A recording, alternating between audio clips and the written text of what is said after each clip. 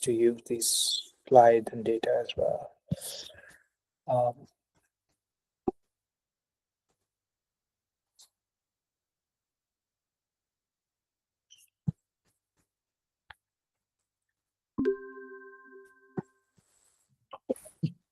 Sorry.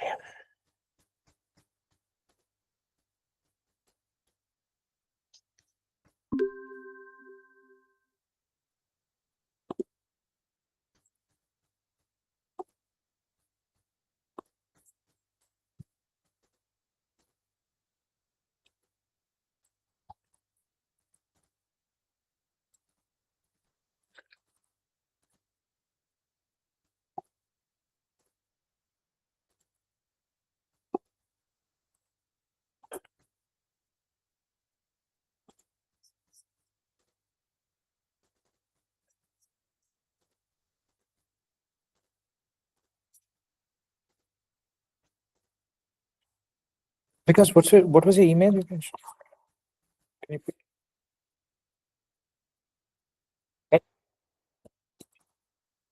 NV24. Okay, just message me and I'll upload it. What I'm going to do today is spend a little time on the. I went through cost functions yesterday, so I promised I will do some examples on the highway safety model. Correct. So we'll go through that today, and we'll try to see how we can make. Yeah, we can do some interesting things with it. So let me open up my lecture notes. I've shared the lecture slides. Have they come through to you?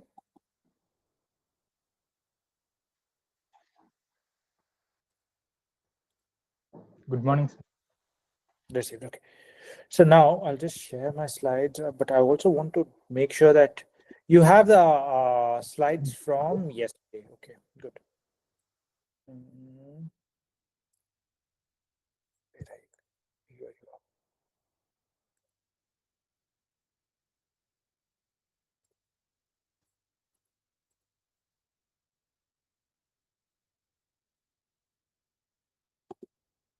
So we'll do a quick recap of this thing, right? We'll just do a quick recap of how we do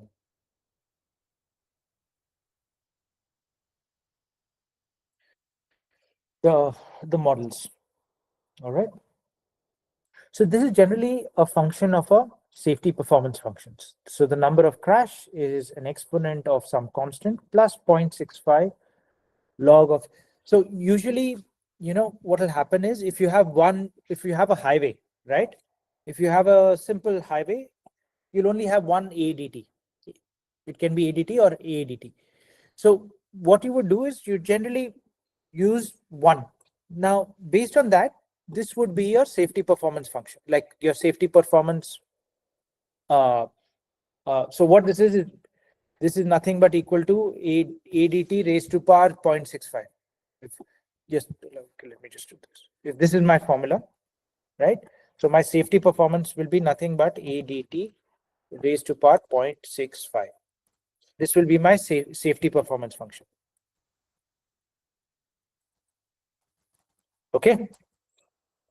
This is what a safety performance function is. It's telling you how will the number of crashes increase as the ADT is increasing.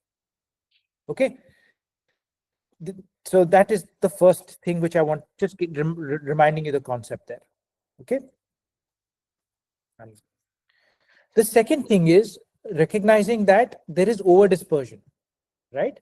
So you have something called over dispersion because you have a negative binomial distribution. The crashes are over dispersed, and it's based on this formula, right?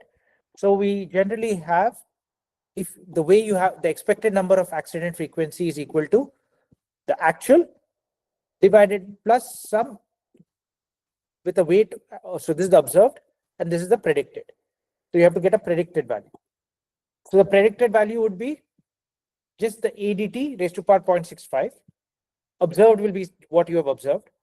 And the weights are based on this, right? So sigma is the over dispersion parameter. So these are two concepts which I wanted to, first concept I wanted to talk about. Then this is what the thing is, this is past by future, and you'll end up getting your crash modification factor from that ratio. NP future divided by P. Or NE with, okay, so this is what we would get. So our first example is based purely on this. Okay. Did I open it up? No.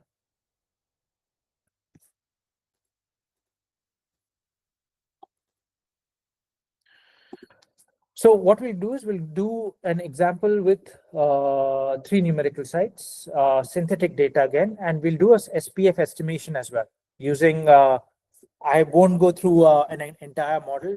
It is, you can use data, you can use R.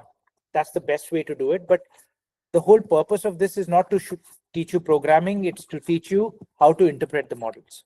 We can, if you want, I'm happy to help you. You can send an email and we can discuss, but that is the first piece. And then how do you estimate CMF based on the SPF estimation? So we will go through an example. So this is the first example. All right. Now, one of the things we have done is we have a safety performance function. For each of these, for these sites, we have a safety performance functions. So based on that safety performance function, what we have identified is what is the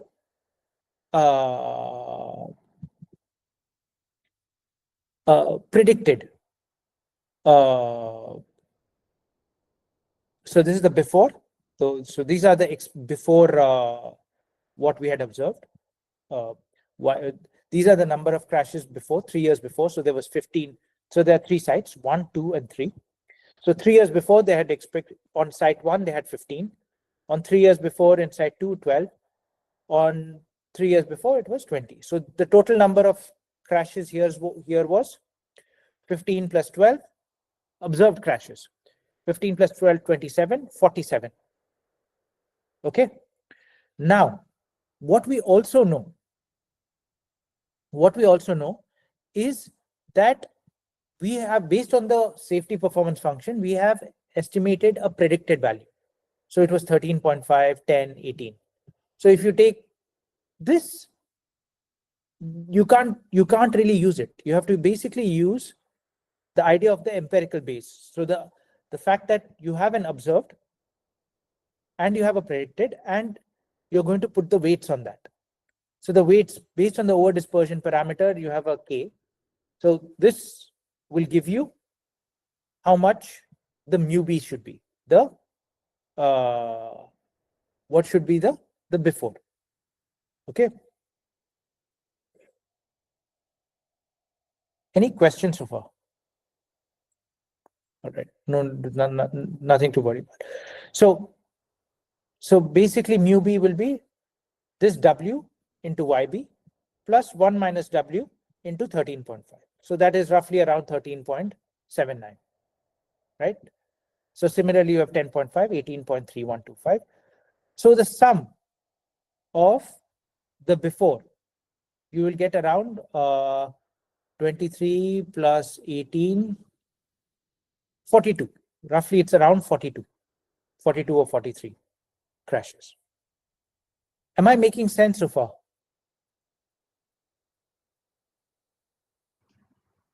Yeah. Yes. All right. So that's mu b. Okay. Now, similarly, I had the same, using the same safety performance function, I find my pi a, right? So that's the predicted values.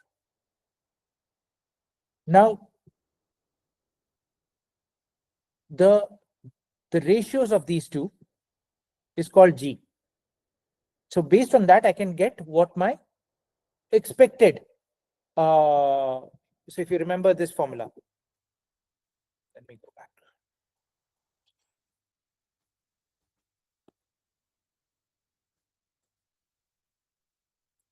Remember, so we are basically using what should be the expected future, right? Any past divided by NP past multiplied by NP future. So what we have basically done is done NE past, right, divided by NP past.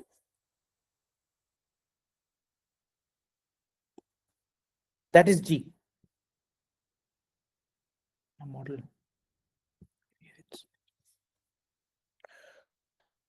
Okay. So from that, I can estimate what my mu A is going to be. So you do that and you get your mu A. Now, let's go to the next slide. So this is what it's telling me. So YB is equal to 15, 12, 20. Pi B is 13.5. So you get all your pi's. So my crash modification factor, right, is basically the sum of YA's. So 9 plus 7 plus 11, that is 27, divided by mu A. So that's basically pi mu A, so which is going to be basically these. When you do that, when you do all of this, you get a crash modification factor of 0.61.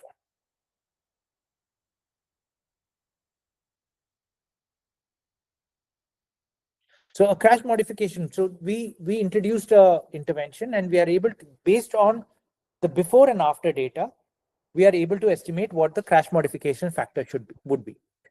The key thing here, when you're estimating this is what empirical Bayes is that you're accounting for the changes in the AADT, but also are accounting for the changes in the over dispersion. All right.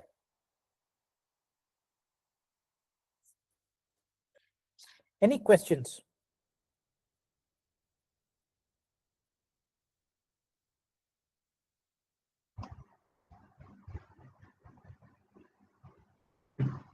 No, sir.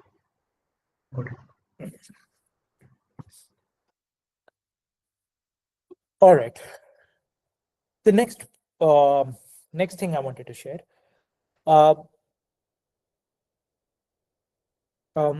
is the synthetic data. So I shared a synthetic data set with you all. Let me here.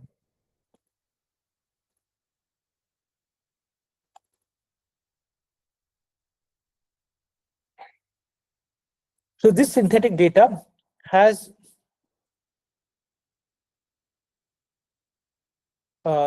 several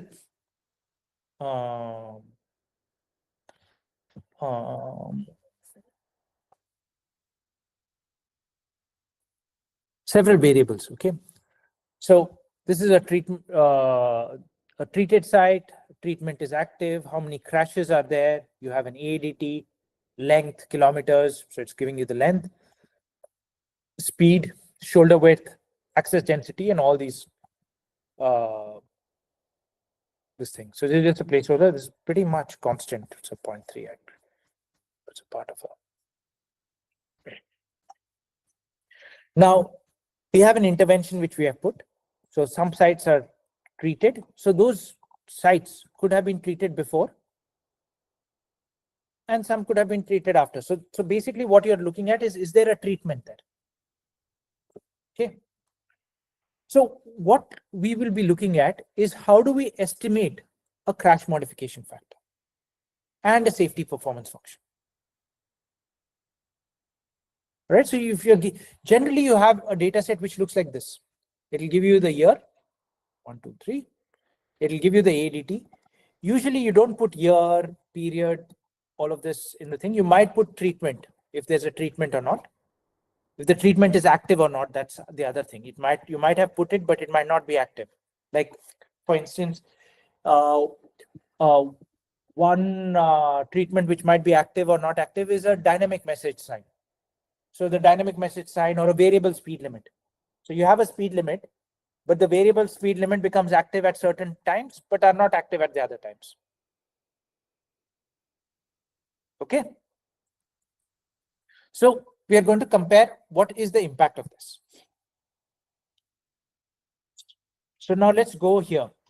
Sorry, sir, I interrupt you. How we can know where the speed is impact will be on or not? Pardon me? Are you tell us that we are know the speed is impacted or not? So how we can realize that the speed is really impacted? Is what there will be any criteria na, to understand that point? Can you can you tell me that again? I didn't understand the question. Actually, you in treatment activity, you said that we can uh, catch up the speed. It is properly going or not. So how Hmm. we can know the miss? So it's called treatment active or not, right? How will we Mm-hmm. know this? Mm-hmm. So, okay, variable speed limit is an ITS thing, right? So usually it's ITS. So what is happening is the moment the way the variable speed limit works is that whenever there's congestion, uh, the speed limit reduces, so it becomes active. Now that information you get at the traffic management center. Okay. So they're all electronically provided, whether the variable speed limit is on or not on. Make Okay. sense? Yeah, yeah. So yeah. So usually you would either get the data, most of this data, if it is a ITS based system, you will get it uh, through an IT database which is already set up. Otherwise, you'll have to do a manual, which is hard. Yeah. Got it. Okay. So we generally place the sensor on that part, right? So Correct. as well as the speed of vehicle is reduces, the Correct. right is will be mentioned. Okay. Got it. Now, what I'm going to do is I'm going to fire up my Chat GPT, because we will use Chat GPT again to estimate a model. All right, so that then we can look at all the results from there. All right. Yeah. Yes. Give me 1 second.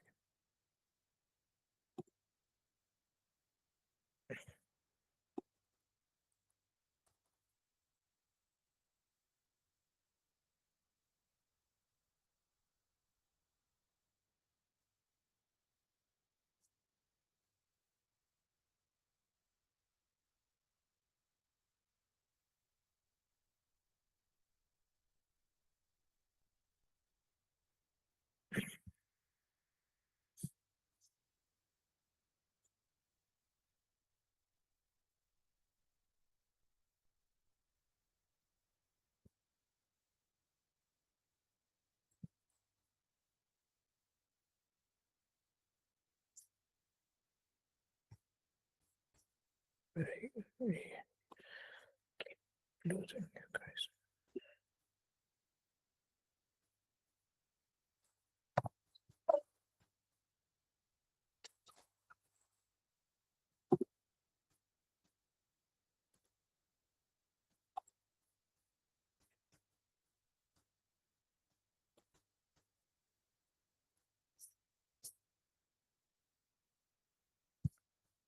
Okay.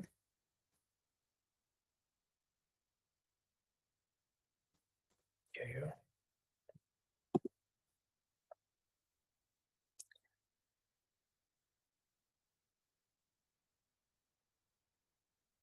I'm not getting. I'm not able to share my screen. There's some issue. Saying in the Safari menu.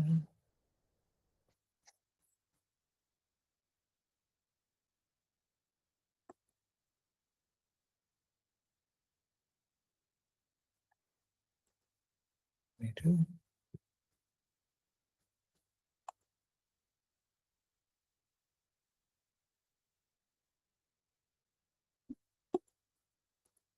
Okay. Yeah.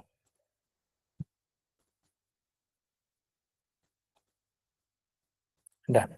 Yeah.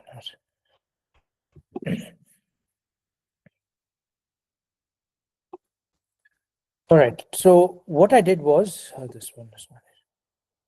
I uploaded the data. So this is exactly the same data. Just uploaded it. You guys have you guys done it?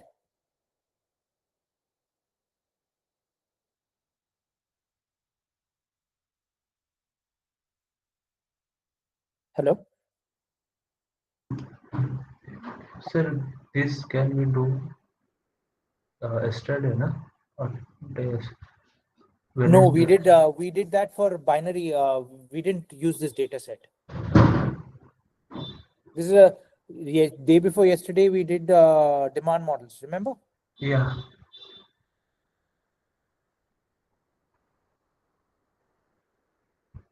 So this is a different data set. Okay. So you upload that and say that. So and just type. Please estimate, or don't have to say please. Estimate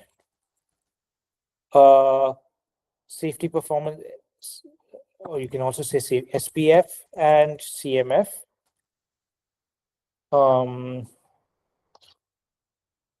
Estimate safety, SPF and CMF using negative binomial and empirical base.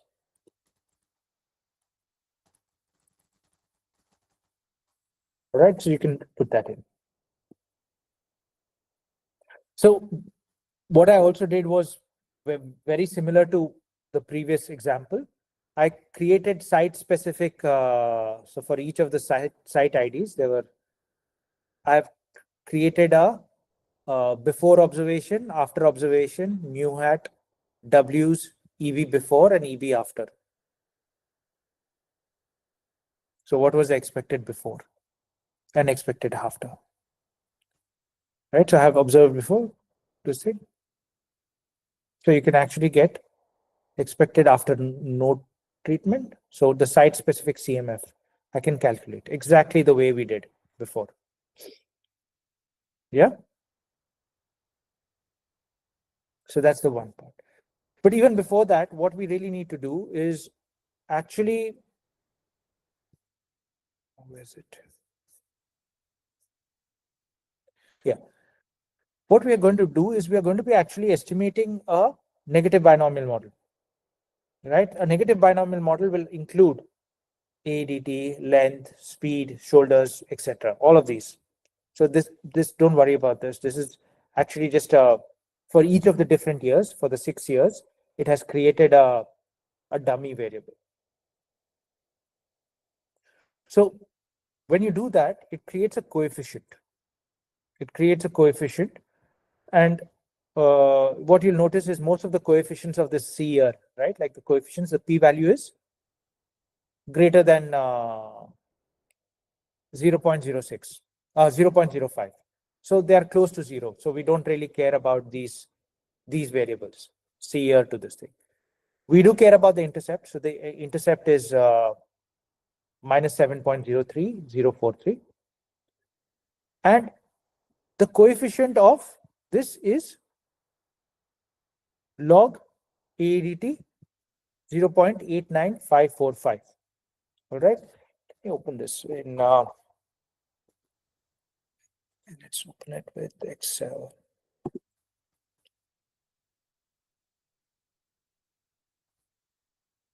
Actually,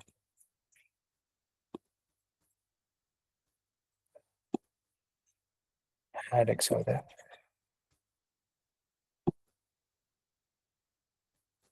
All right, so I have my ADT, okay? So what this basically says is that my safety performance function is equal to this ADT raised to the power 0.89545.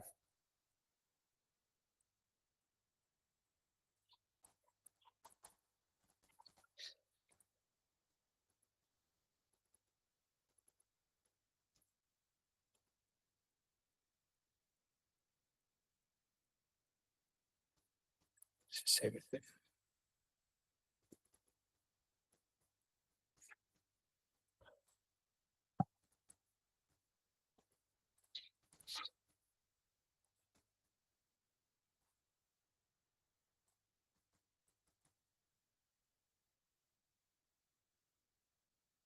Just give me 2 seconds. I'm just going to copy paste now.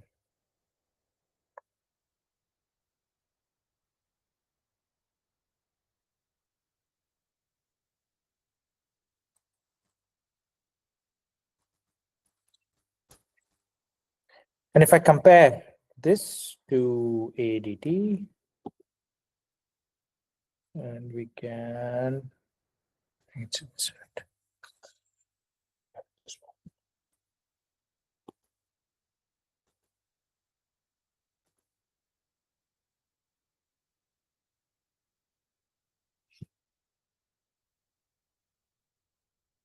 No, this is giving me wrong. Should be.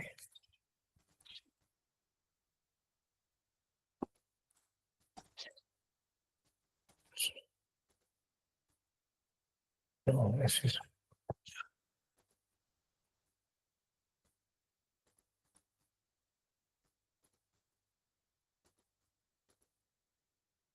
This is basically, I think,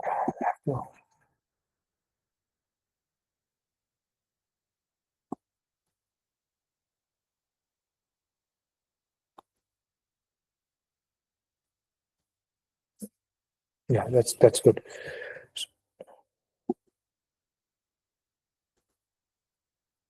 So what it's basically saying is that for a given value of ADT, the safety performance function is telling you a little less. There's also, you have to also multiply this with another term, which is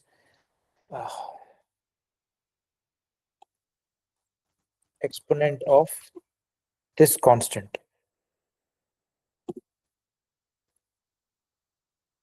What was the constant? Minus 7.03.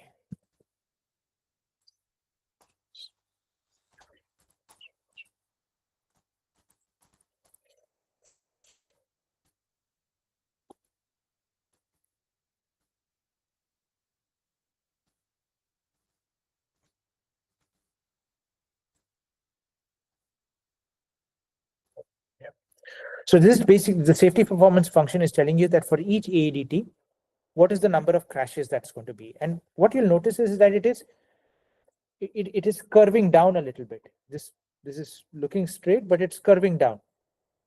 Okay. Because this is close to 1. But if I had made this, say,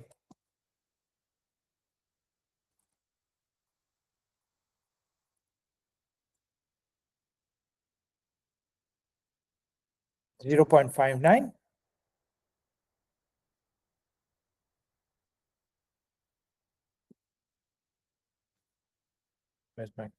you'll notice that it has got a lot more curve. So the safety performance function, that parameter, the coefficient of ADT tells you how much it's curving and how much for any ADT we should be expecting a given crash. Is it making sense so far? So this coefficient here is the safety performance function. So it's ADT raised to power ADT raised to power 0.89, and exponent of minus 7.03 will give you the safety performance function. So this and the constant are part of the safety performance function. Any questions so far? No, sir. Got it.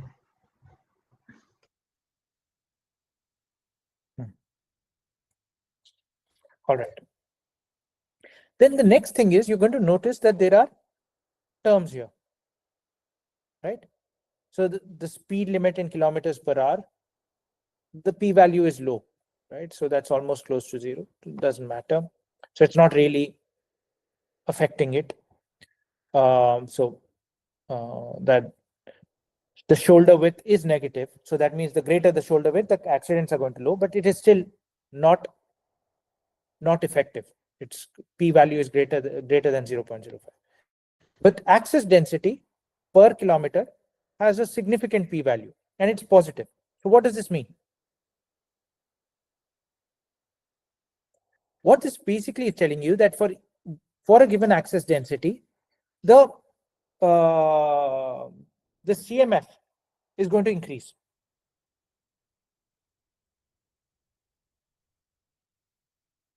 So the CMF is exponent of 0.09. All right. So that's basically how it's set up. So when you're doing your negative binomial GLM model, this is how you set up your model. And it tells you the tells you what the CMFs are for each of these.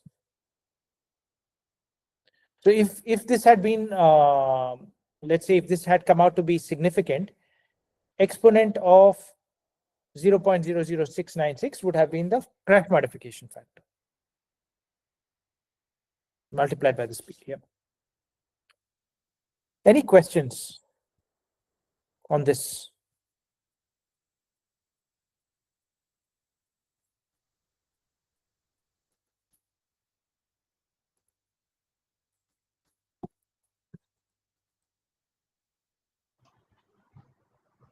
So the model will be changed to variation of speed, or Pardon me? that if this our speed of vehicle will be changed, the model, the final output will also change. Also will change. Yes, of course. Yeah. Means it is depends on our vehicular speed. Yep.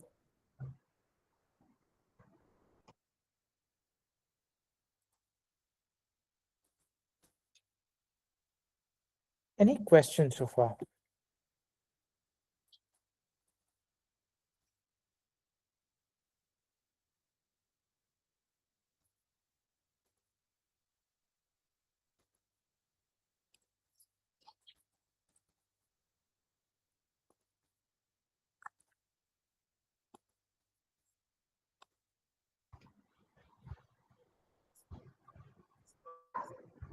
No, sir, I think. Does this help you understand a bit more on how to use this? So if we go back in terms of what we have learned in the example so far, two things. One is if you have got data before and after, given SPF and the over dispersion factor, how do you estimate the crash modification factor? The second thing is, given a data, how do you estimate the crash modification factor?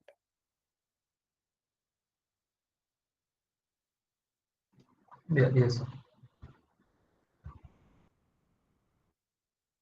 Excellent.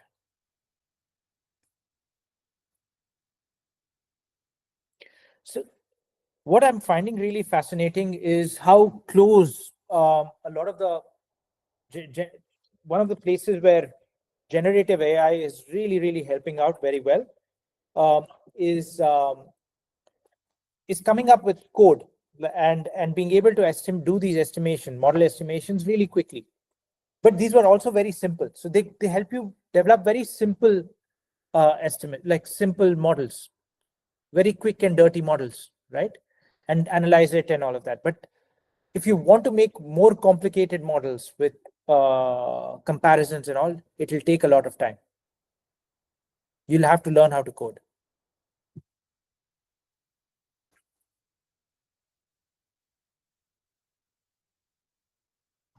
Sorry, sir. Out of the question is in coding in Python. Can we which type of library we are generally use for this type of data set? R. Usually we use R. R. Okay. Okay, sir.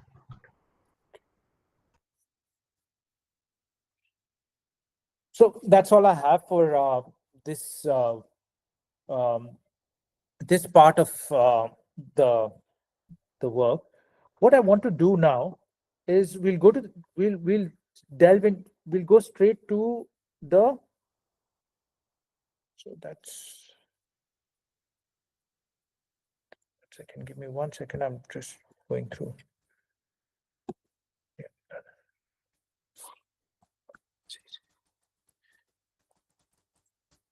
Yeah. What I want to do next is go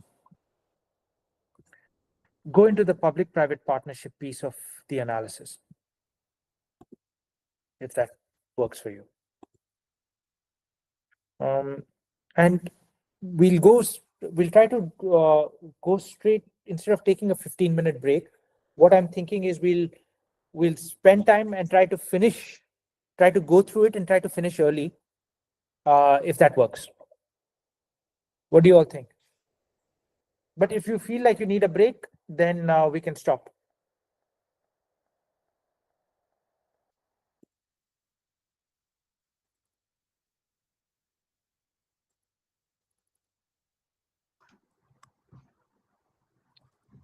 We go, sir. We go, sir. Okay.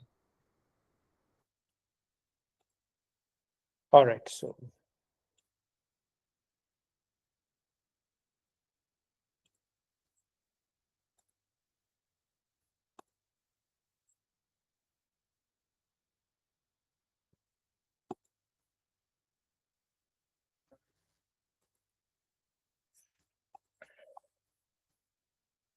So what we're going to talk about, and we'll talk about, do some examples on this as well, right?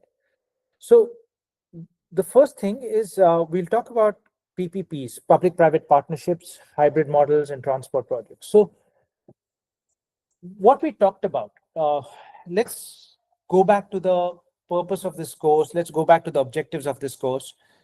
The course was around looking at uh, transport economics for smart city projects and for smart transportation projects. All right. So the first thing, when we come to transport economics, most of our discussions so far, right, have been looking at how do we prioritize or how do we decide between different projects, correct? So the government has to spend $300 billion. How will it decide which one should go first and which one should not go? So how do you rank them, right? So that has been majority of the questions we have discussed. And we have done that across a wide range of activities, right? We have done safety, we have done economics, which includes GDP, etc. We have done logistics as well.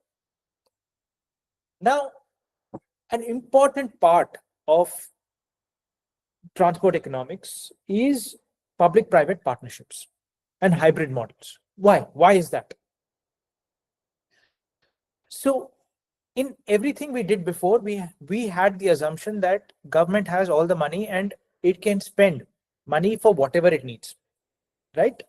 And what we are trying to do is prioritize them and make sure that there's a cost benefit to cost ratio of greater than 1.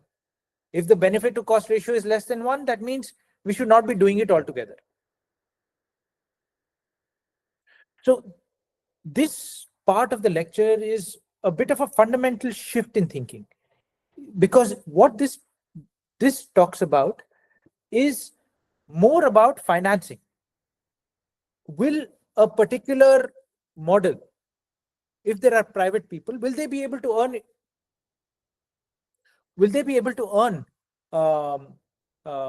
interest on that? Will they be able to get returns? When I say interest, it's not interest. Will they be able to get returns on their investment? Okay, so that is the fundamental question that we are trying to ask.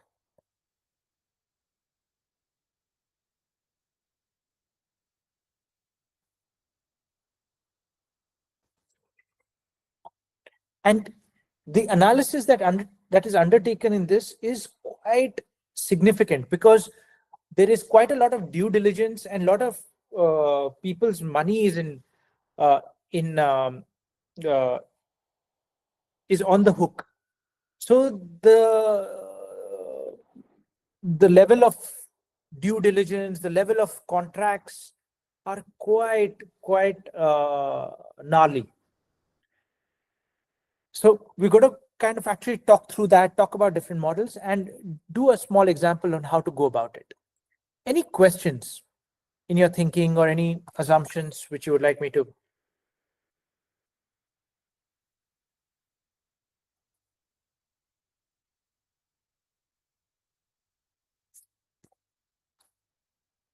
All right.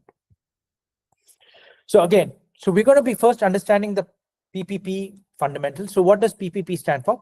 Public-private partnerships. We're then going to talk about hybrid PPP models and review global case studies and identify best practices. The concept of best practices is every region has its own best practice, and every region, and that's because they have different risk appetite, they have different capital flow situation. There are a lot of differences in different regions. Just because hybrid annuity models or a type of PPP model works in India doesn't mean it will work in Indonesia. So that is fundamentally what I would like us to talk about. Any questions?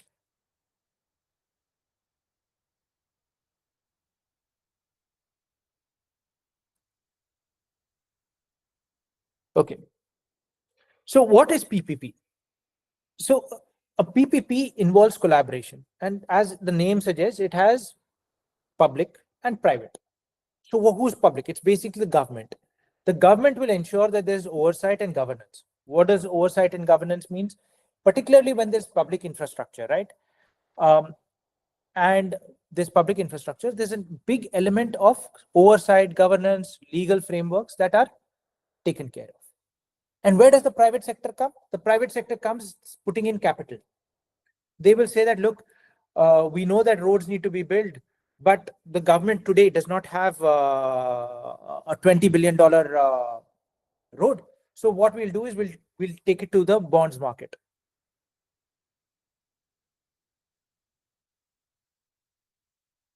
Right?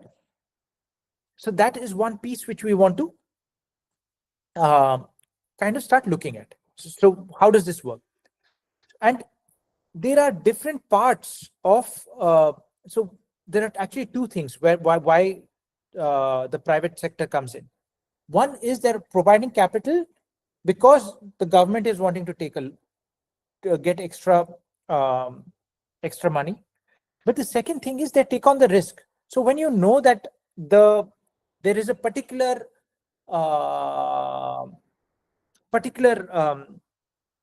infrastructure that is being built, but you don't know if there's going to be enough people or not taking that on, and will that infrastructure get serviced by the revenue that is going to be generated. The private sector is taking the risk of the revenue generation, right? So that is where the partnership works out. The private takes on risk and they're providing the capital. The public sector is giving oversight and governance around it, right? So usually, when does the PPP model start? PPP models don't start at the design and build phase. So the design and build is usually done by the government, because they will say that, look, we know that we need to build a road here. This is the design, this is the build. There is one model, it's called the Swiss challenge model. The Swiss challenge model is that the private sector comes sumo moto and says, we were going to build this road. All right. We will come and build a railway track. We will go and build a sugarcane railway track. So a lot of those can also come in, and that's where the private sector takes an enormous amount of risk. But where PPP model comes into play are basically when you're operating and maintaining, when you're trying to get financing for that thing, when you're design, build, finance, when you're design, finance, maintain, and full concession. There's another model which is called privatization. So when the infrastructure is privatized, right? Like a good example of privatization was the spectrum sale. When the government of India sold off telecom spectrum, right? Like 4G, 5G, 3G, 2G, the government did a bid and they privatized it. There are some of the hospitals that got privatized as well. So there is an aspect of privatization, and there is also places when there are infrastructure which are of national importance, they get taken over by the public. There's a government takeover as well by the public sector. So the place where PPP kind of sits, and based on the degree of risk, is when you take a concession, it's the biggest. When you're doing operation and maintenance, there's hardly any risk because it's more like a contract. The government gives you a contract, and you're just operating and maintaining it, right? So usually the way these PPPs work is it is a special purpose vehicle which is essentially has investors, equity investors. You have investors, you have lenders, banks and all of that as well, who are providing debt. and you have to finance that debt as well, service that debt. How are you going to service the debt? By the revenue that infrastructure is going to generate. All right. But to build the road, to maintain it, you need a construction partner, a planning EPC contractor, and you need an O&M contractor, which is an operation and maintenance contractor. And this special purpose vehicle will sign a contract with the government. Right? Now, the way it works is you can get a direct letter for some projects, or you can, and after you get that, you hand it back after 10 years, 50 years of concession. And what you're doing is you're getting the revenue. The revenue tends to service the debt, but also some of that revenue also goes to the government. So you can do a hybrid as well. And we'll talk in detail about that. Any questions so far and any thoughts?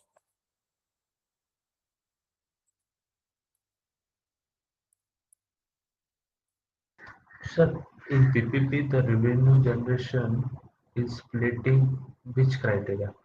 Means, how much percentage will be government and how much will be private sector? Because, I yeah, have exactly an example on that. yes, Um, so it is actually a very interesting problem. So you do a market sounding. So you don't. So there is a market sounding where you go with a proposition and you go and talk to different investors and different people on whether or not this is a agreeable contract or not. Will people bid for it? because sir, in Maharashtra, we all know the Mumbai-Pune Expressway is constructed on PPP mode. So Correct. currently it is on the private sector. The whole the toll revenue generation or the It's maintenance going to are the private. Yeah. private. So the already there will be how much they invested that road they have already collected. Is how much amount they have spent or invested to the during the construction. But Correct. how many day they are required means to give the all the revenue to give to the private sector only. Okay. Okay.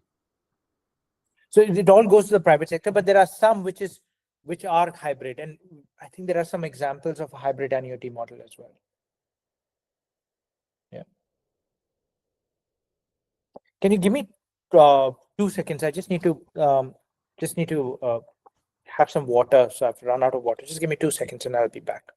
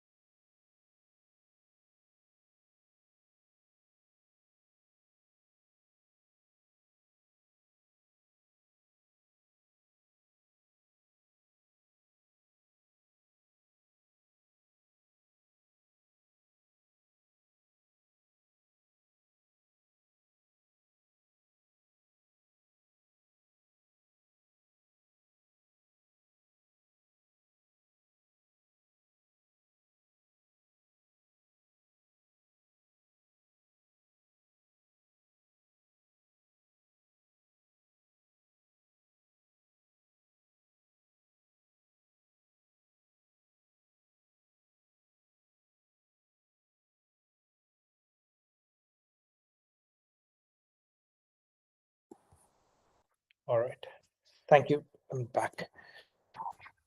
Any questions so far? No, sir. All right. Perfect.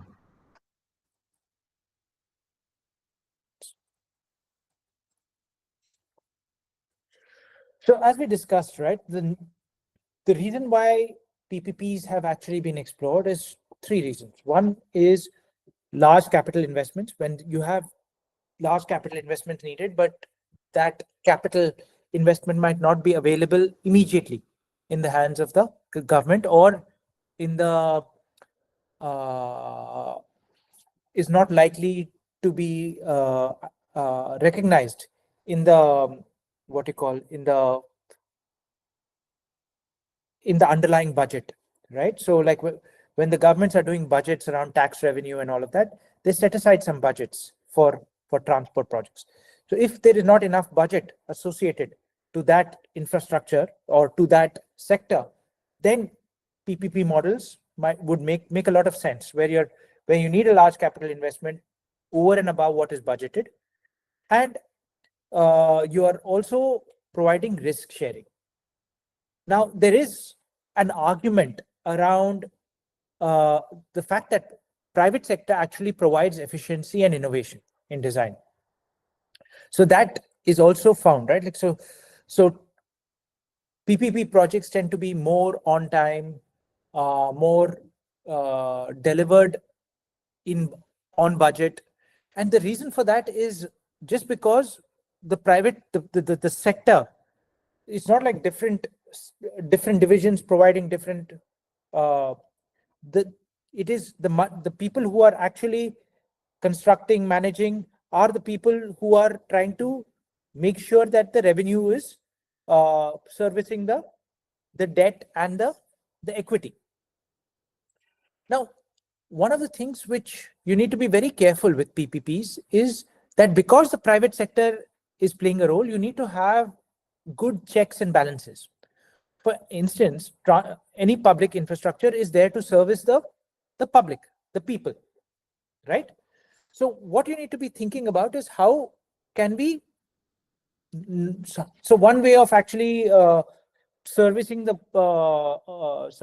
road, like doing a PPP on a road and getting it serviced really quickly, is just keep increasing the tolls, right?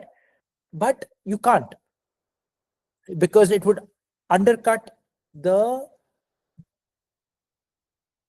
publicness, undercut the publicness of the intent of publicness of that infrastructure.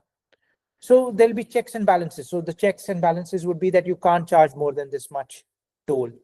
You need to maintain the roads at this level. So for instance, you need to ensure that you can only have you can't have potholes for more than 2 days. It has to be. So there are these checks and balances that come in, so which actually improves efficiency, but you need to have that from a government perspective. So that goes into the contract. So I put together all the types of PPP models that we are aware of. So there's operation and maintenance, which is basically the ownership is a public one, but it is a service contract, the private option. There's build and finance. So build and finance is the private sector builds and finances the construction, then hands it over to the public authority. And from that, it will the government will be servicing that loan. All right, it will service it. Usually, this is not the most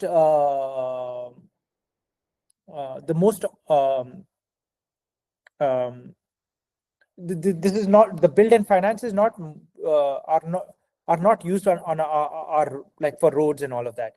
They might be used for like buildings or small infrastructure, like a boat, if there's a boat, or yeah, it's basically like a lease. Build and finance is basically a lease model kind of thing.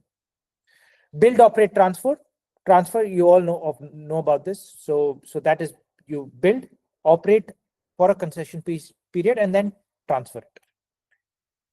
The next one is boot, which is build, own, operate, and transfer. So in build, operate, transfer, the the ownership still is the government that owns it.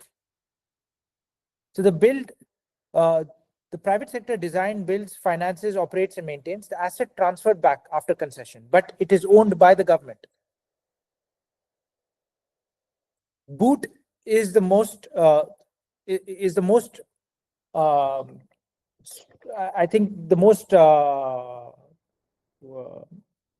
used model in India. There's also a hybrid one, but the build boot is the most used one. But the private entity owns works during concession and then seeks profits before transfer. Then you have BOO, which is you don't have the transfer, it is never transferred back. So usually telecom networks, water treatment plants, they're all BOO. BLT, which is basically airports. So this is build, lease, transfer. So you're basically leasing it from the government. Then you have design, build, finance, maintain. Design, build, finance, maintain, and operate. Design, build. So if you go back to this thing, you're now here.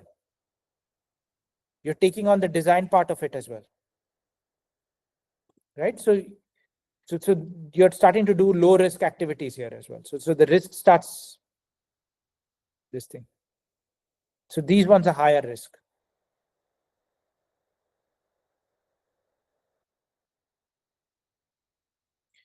Any questions on this?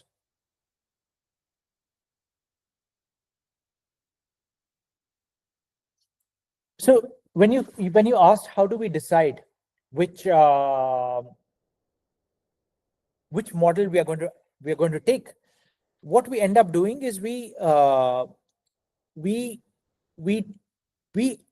look into all these options. What will be the cost? What will be the revenue? What will be where can we actually drive efficiencies, right? So one of the places which you're always trying to do is trying to see what innovation do you have so that you can reduce your cost and improve the outcome for your clients.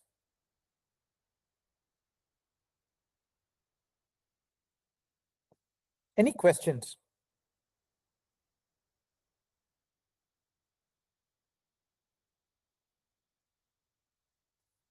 Now, as we talked about, when doing any of this, right, the private party usually creates a special purpose vehicle, which is an independent legal entity which can coordinate and create contracts. It manages the risks and manages the revenue. But it has a board of directors who are legally liable. They can go to jail if they go do something wrong. So the concept of a special purpose vehicle is an important one in these PPPs. Any questions? I know that it's not very mathematical. This is more the framework in how these things are going. But I'll show you how the economics plays out. But these are important part of what goes through this.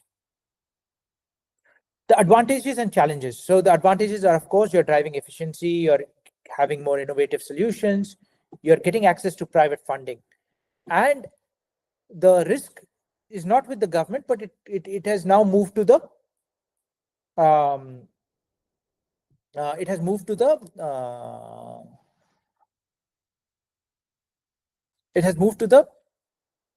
private entity. The challenges are around the governance, risk allocation, political risk. So when you're doing any of these PPPs, you generally want it to be backed. You're trying to manage the risk. You want it to be backed by sovereign funds or sovereign. So that it's called sovereign backed risk, sovereign backed funds. So what that means is that if this thing goes bankrupt, the government will buy it. So that sovereign risk is very, very important. So that's the reason why a lot of infrastructure is not built in countries where the politics is not stable. Right? So yeah, I think that's one piece which you want to be looking at, is the political risk when you're doing a PPP project. Any questions?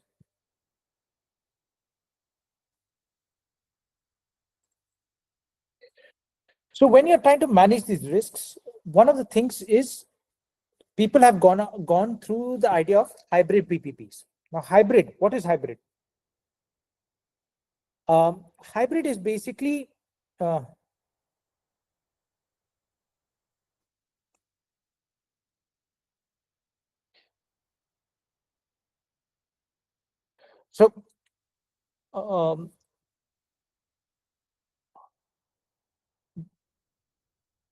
hybrid IPP, the hybrid PPPs are about actually managing the risks around the funding. So what usually they try to do is they will say that the government is going to provide 10% or 40% of the funds, and the rest are going to be raised by the market. Or the government is going to provide land for free, and the government is going to, and the private will raise the funds for doing the construction and operation and maintenance. So it's a mix of grants, tolls, and availability payments, right? So availability payments is also that what you are also saying is that I'll take the 200, we will, the government will give you a grant, but also you will have to pay some certain amount of money to the government every year. So that's availability payments. So it improves the bankability and affordability of the whole program. All right. So you have these you need to do very complicated economics to actually, not complicated, but very, it's not complicated. It is more in depth and very careful analysis to ensure that the banks can afford and the returns are suitable. So this is one example where you have a 40% grant and 60% user charge. You also can get concessional finance options or blended payment mechanisms where there's some payment being made every year by the government, but you're also paying part of the revenue to the government. Okay. So again, why hybrid app PPPs? Addressing affordability concerns, encourages private participation, because why does it encourage? Because it reduces the risks. The private participation is increased because it reduces the risks, and it increases the viability in developing economies, particularly in developing economies. If it's a developed economy, like say Australia, some of the European countries or Japan, there is a lot of history and expectation around sovereign that the sovereign risk is low. Any questions so far?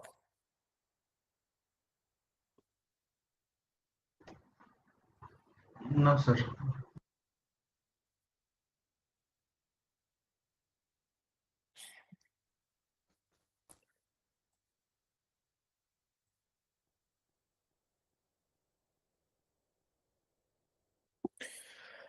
So again, the best practices in hybrid PPPs are to ensure affordability, align incentives properly. When they talk about align incentives properly, associate the risks appropriately as well.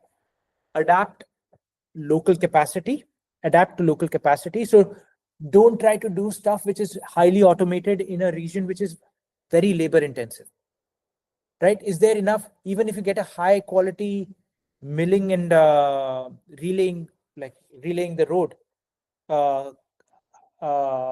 machine, if you don't have the capacity to actually run it, then it again doesn't get used. And leverage concessional finance. One of the things where a lot of the PPPs have gone wrong have been in their initial assessment, right? When they're doing the forecasts, and when they're doing their forecast, they tend to be very optimistic about the number of people that are going to get on, use that facility. And also the second place where a lot of these roads go bust is the cost of maintenance, of those roads.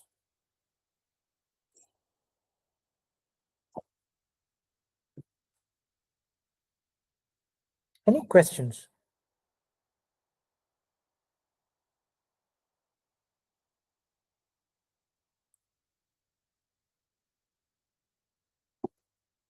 So again, but this is true for any such thing, that you need to understand the project, figure out the delivery model, structure the finance, allocate the risk, and contract the drafting oversight.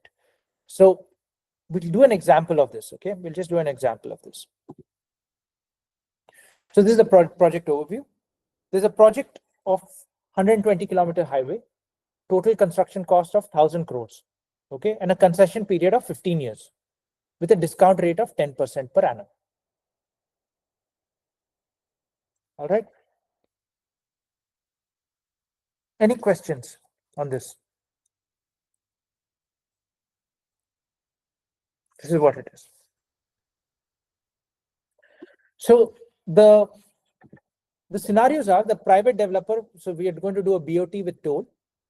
So the private developer finances 100% of the cost, right? So he's going to pay the 1,000, he or she are going to pay the 1,000 crores and recovers this through toll revenues, assuming an annual cash inflow of 120 crores. Now, this is where a lot of mistakes happen and PPPs go bust. Okay. And we'll talk about that. So the cash flow in the first year is minus 1,000 crores, right? That's done. So that's gone. And years 1 to 15, you're getting 120 crores a year. All right. We did an example of this on the I think the second day. So we know how to calculate this. Then we have something called a BOT annuity model, where the developer finances it 100% and the government pays a fixed annuity of an annual payment of 110 crores. So they'll provide 110 crores. So you're not putting a toll, but the government is paying you 110 crores every year. Okay. So that's an annuity model. And then there's a hybrid annuity model where the government pays 40%, that's 400 crores during construction in equal installments across the construction period, right? So 200 crores per year. And the developer finances it for the rest 60% through debt and equity. Okay, that's 600. And after completion, the government pays semi-annuity tolls of 85 crores per year. So you have 200 minus 200 plus 200. So we'll talk this thing. And you have the next 2 to 16 years, you're going to get 85 crores per year.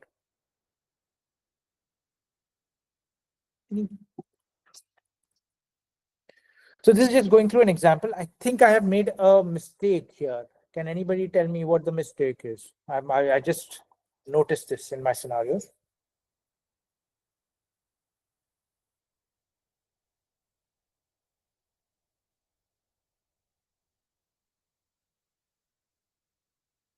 Can somebody tell me what my mistake is?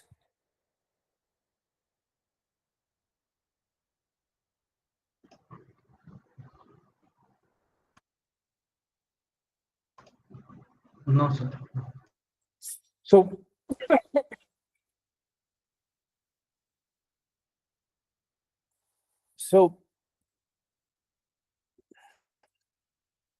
it should have been the other way around. So what's happening is, should I put it? I have not accounted for the 600 crores in debt. So I've done 400 crores are going in negative and 200 crores are coming from the government.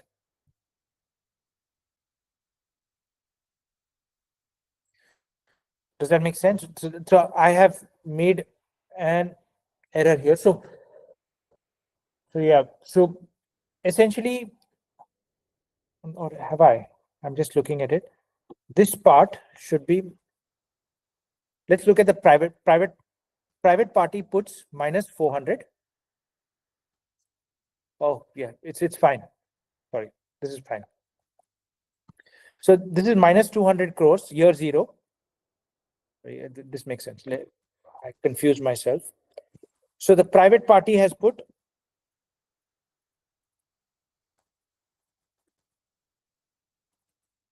minus 400 and public has put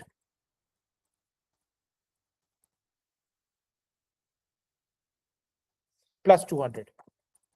So that is equal to minus 200 crores, right? And then the next year, the private has put minus 200 crores. So that is 600 crores have been put in, and the government is giving another 200 crores. So there's net zero. That's how it has been set up.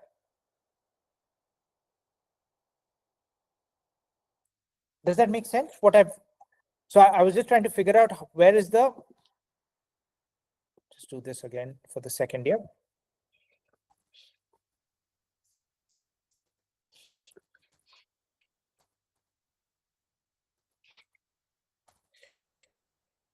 So that's how you get minus 200 plus 200 is equal to 0.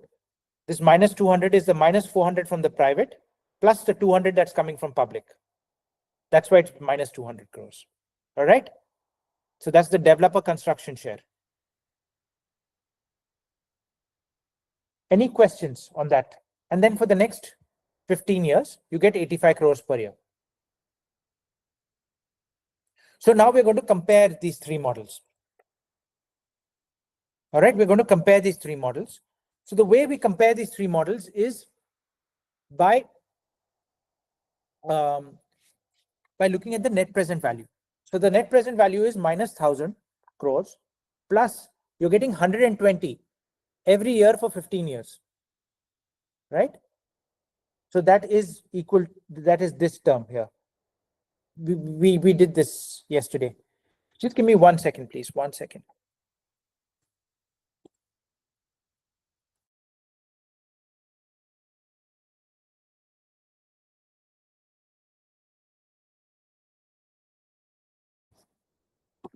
So let's go back to this example.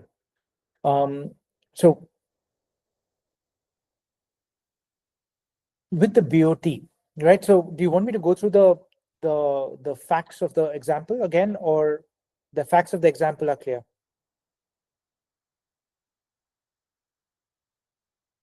Can you see my screen or not so much? Yes, sir. You can see.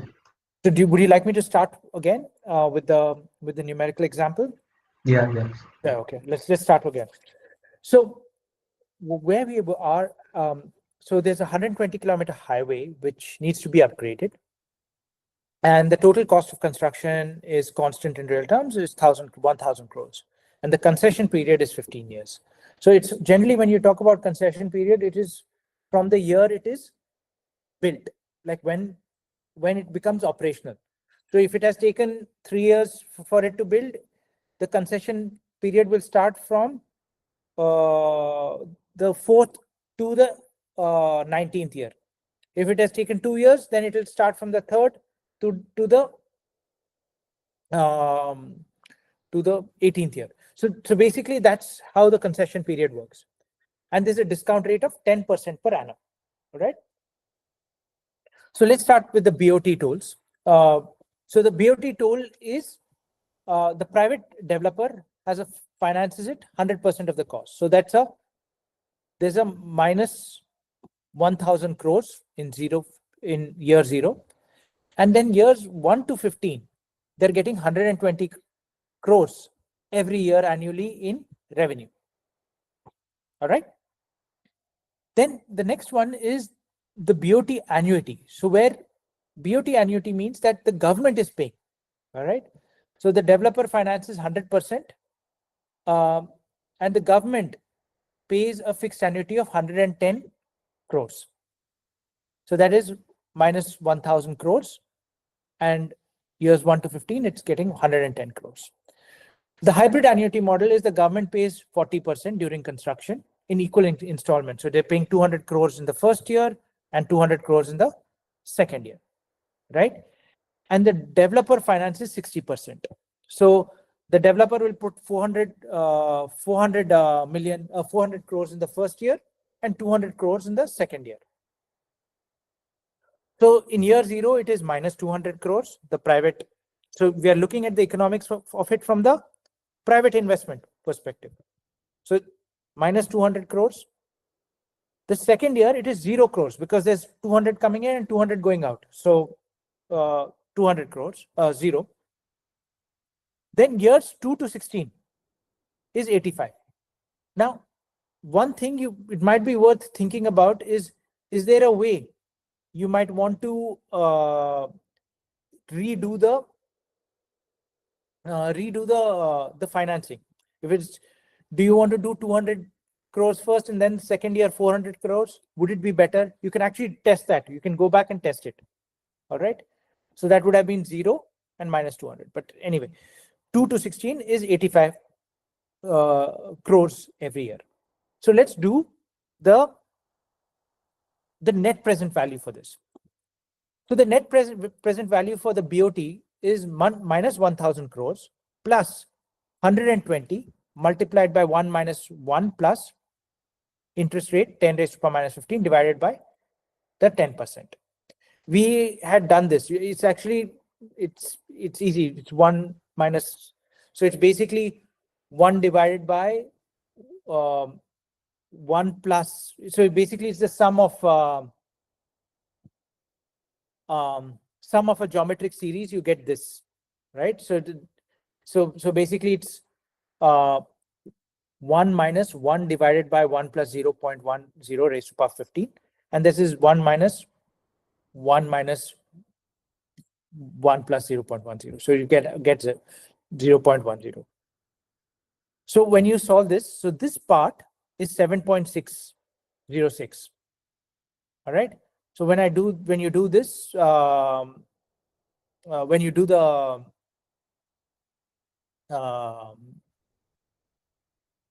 net present value of this, you will get minus 1000 plus 912.7, that is minus 87 crores. Right. So the net present, so through a BOT toll, the net, the private stakeholders are going to lose money. All right. Then the BOT based on annuity will be even more, minus 163 crores. All right. Which is basically minus 1000 plus 836.7. So now the HAM, it's called HAM, the hybrid annuity model. Year 0 is minus 200 crore rupees. Year 1 is 0. And then the next 15 payments are at 85 crores. So what you're basically doing is, because it is a truncated one, you'll do 10 raised to power minus 17 and this 1 plus 0.10, 10 raised to power minus 2 divided by 0.10.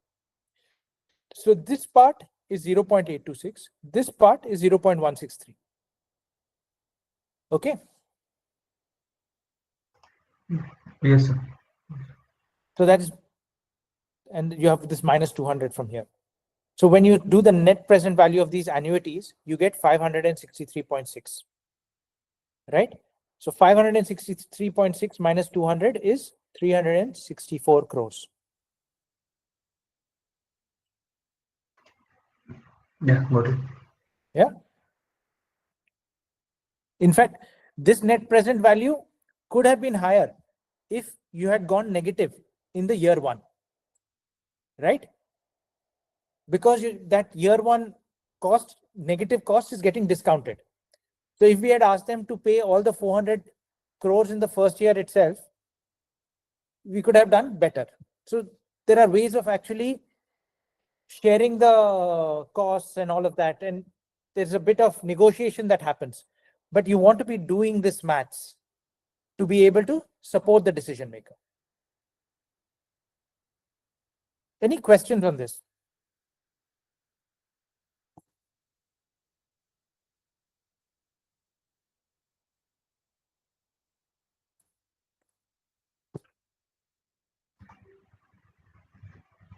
No, sir.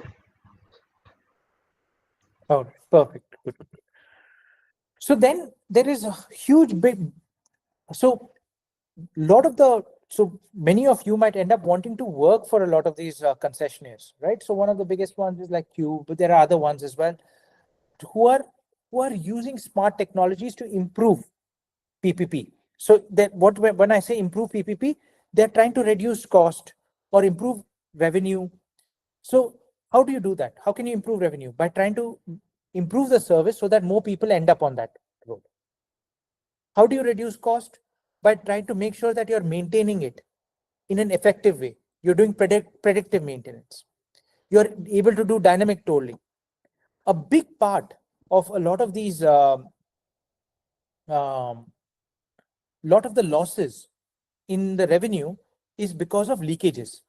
People will try to get out of the toll, people, or what people at the toll gates, people will skim some money out of that. So you can actually use smart technology and predictive analytics to determine how to how to diagnose and solve that problem, solve the problem of leakages, and also reduce expenditure on maintenance uh, and operations, as well as improve patronage. It's called patronage when more people, when you can get more people onto your toll road. All right. So there is a whole bunch of also work that needs to be undertaken from a stakeholder and regulatory engagement perspective. So you need to talk to the community, make sure that they are feeling that it's actually going to help them, and make sure that it's actually going to help them. It's not about the feeling, but it's making sure that it actually helps them. Because the biggest issue with toll roads, which people rightly feel, is that it is discriminatory. Because just because they might not be able to afford it, it's going to increase their travel time, etc. Have robust legal frameworks. So when this part is this takes the most amount of time, the legal framework, because you're actually making sure that the legislative framework is right. Usually when you're getting into an agreement with a country, you want to have the legal framework in a third country. You generally have people always try to do the legal frameworks so that it's in a neutral country. They might do it in Singapore, they might do it in the UK or the Wales. So there needs to be independence there, and there has to be independent oversight.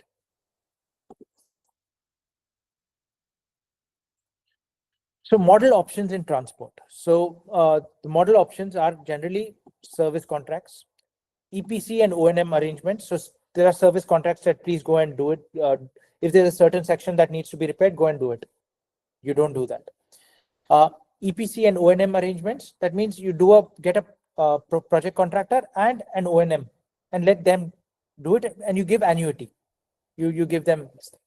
The last one, which has been most successful, is because of hybrid annuity. Like you saw, it helps reduce the risk, right?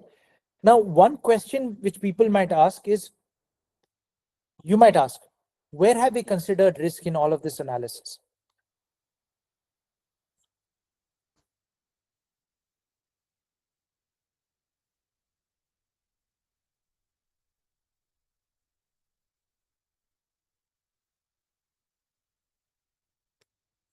Hello, just give me 1 second, please. 1 second.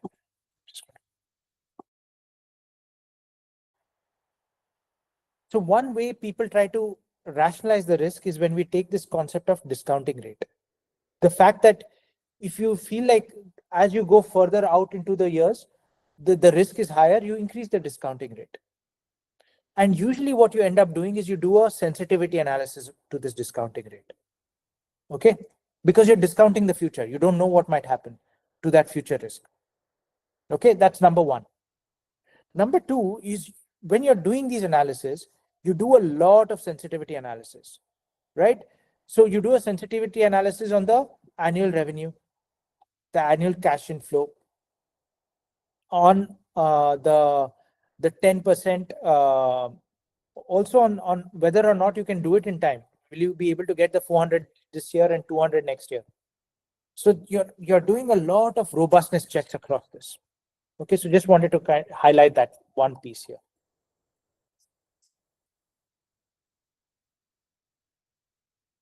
All right.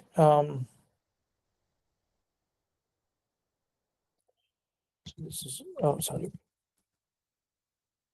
That's the hybrid. So there's a lot of work that is happening, like I mentioned, with data-driven, looking at IoT and digital monitoring to improve efficiency. And the criteria for the model selection, the best criteria for model selection, can never be unilateral. but it is to make sure that there is appropriate risk allocation, there's institutional capacity on both sides, the government and the private side, and there is appropriate technical complexity and financial feasibility. When we say technical complexity, it should not be a simple project which the government can or anybody can do. You want to be doing these things for complex projects with huge amounts of finance requirements, or there's risks. So that's when government should lean into this. Always account for risk management. So demand uncertainty is a big one. That is basically the patronage associated to it. The way you generally do patronage is by doing sensitivity analysis associated with your discount rate, as well as associated with your future annual revenue stream that's coming in. You could have policy and regulatory shifts. So this has to be managed by your legal framework, trying to guarantee trying to get sovereign guarantees into your legal framework. Always expect construction and completion delays. So how do you incorporate that? And revenue leakages. All right.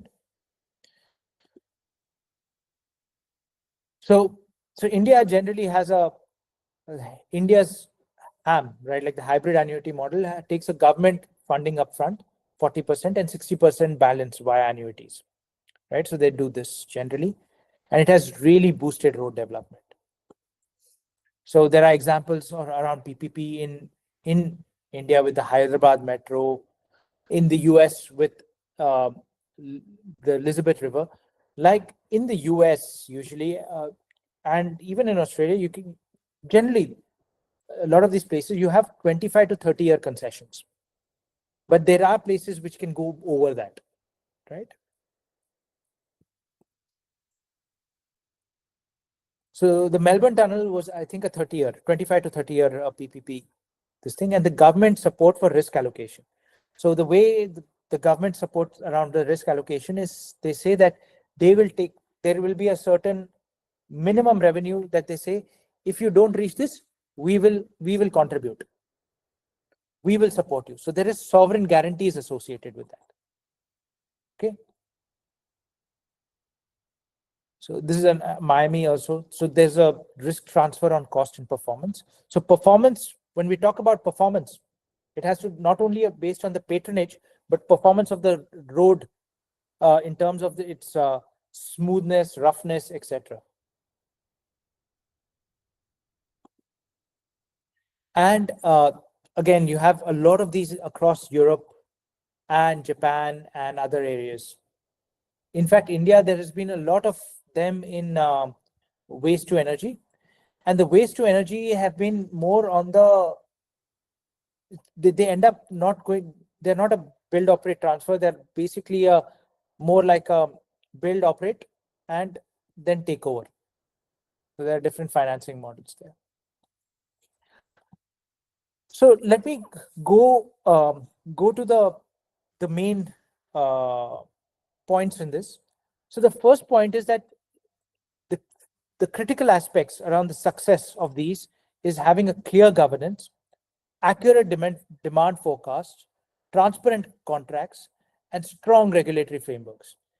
This is where this is the one part where things fall, right? Like a lot of, if you study the literature and look at case studies of places where the PPP models have fallen, is because of inaccurate demand forecasts. And that's why a lot of effort is put into the transport modeling piece upfront in these. The reason is because there's over-optimistic demand estimates, because when there is more incentive now to get the project up and running, because there will be money flowing, right? So people are thinking short term. The second one is cost overruns. Always account for cost overruns. Political instability, I have seen that happen so many times. And when you're doing community consultation in that design stage, equity and access issues will keep coming up, right? You will have to have exceptions also in your so exceptions associated to weather events, acts of God, things like that. When things are bad, how will you take care of the situation? So hybrid PPP are essential for any smart cities which are trying to grow at a rate to maintain to ensure that they are able to serve the demands of the cities. And it's critical for budget constraint settings. And governance and transparency will remain vital in all of this. So with that, I'd like to stop. Any questions?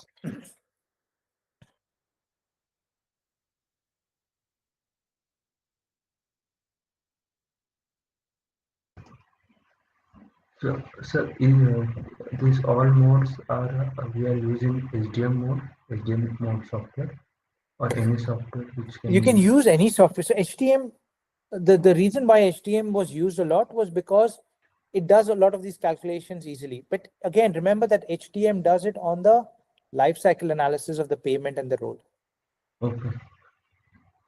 right? For economic point of view, which software So, is so more? again, HTM from an economic point of view does costs. It does mostly on the cost. You still have to do. It doesn't do demand forecast. You have Okay. to. You still have to do it. There's an entire piece of work which you need to do on the demand. Hmm. Yeah. Yeah.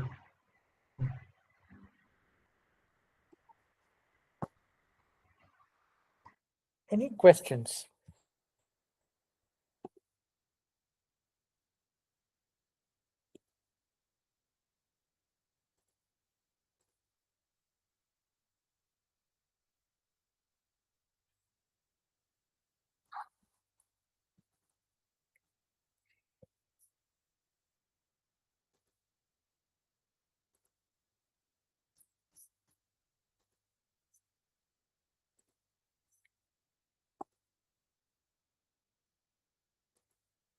No, sir.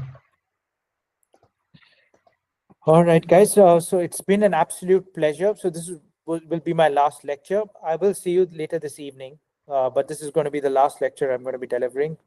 I really hope you have enjoyed and it was useful. Um, I'm looking forward to the feedback from this this course, and ways we can improve, uh, the things which you would have liked to see as well in this. Yes, sir. It is more. Thank you. So thank you all. Thank you very much. Thank you. Yes, 20 and 21 dates. PPT. We are not get it. Are you So sharing? I've shared it. I'll talk to and let me talk to Yeah. everyone, and I'll try to have that sorted ASAP. Let me Yes. see what. Okay. Yes. Thank you. So thank you. Thank you. A GAN program. So actually this session has planned at the morning time, but of course we have shifted to the afternoon. This is actually the after this session there is a continuation with respect to the what is the role of the PPP models in general in the project financing system. But before going to that, actually, so what are the complications will be there in general in the financing of any kind of infrastructure project are specific to the transportation projects. So that we are going to discuss in this lecture. Like there is no kind of any mathematical or something like that. It is everything is the completely theory. So just please bear with me to understand if you have any doubts or like so why these kind of models are important, different finance models, or the approaches. So of course, I have very less experience, or even I don't have much experience on that, but I can speak on that, like how generally this financing will be there in the transport infrastructure projects. So first of all, understand that what this project financing actually, it is the involvement of the like corporate sponsor investing in a specific to the some project, or it is a kind of borrowing of some money from the some like the private party into the project and giving the rights to the project to the private party. So that's the way the financing system generally comes. So it may be like the as a single purpose sometime, or creating assets to the industrial or like the governmental mutually. So it is sometimes completely independent to allocating a fund or financing a fund for the different purpose. So there are different projects if you see from the 1997 to 2001. So there are several projects have the different way of financing system. Some projects they may executed with the bank loans. So mostly if you see the bank loaning are uh, like the going to the loan to for the any project is the most common financing system actually.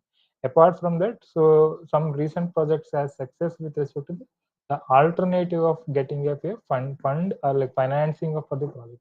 So it may be like the bonds or like the taxation policies or may like the kind of the lending of the lands to the different users or may like the different parties, generally agencies we generally call. So, but if you see the role, the PPP role has increased drastically from the 2000 as compared to the previous year.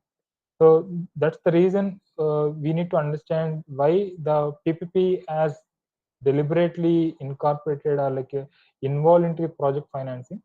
And after involving of the PPP models, like what happens into the risk of these who are actually giving the fund to the project, or maybe sometimes what is the who are the borrowing the fund as the government or like any other agency. So this financial plan for the period of the construction generally we look at. Of course, if you want to do specifically some specific renovation system or like maintenance system, that also need to be financed, but that is very rare case. Like if you are constructing a project as a bigger scale, maybe like kind of construction a metro project, construction of a airport, so that need to have huge amount of the money. Specifically, the land acquisition process itself is the huge. Like even if you have the railway projects, like we have the high speed rail, so acquiring of the land, it is the very specific financial way to acquiring of the land. So then we required a thorough understanding about the project and what is the whole tax structure of the project. So after completion of the project, what is the kind of the tax we generally going to collect from the public?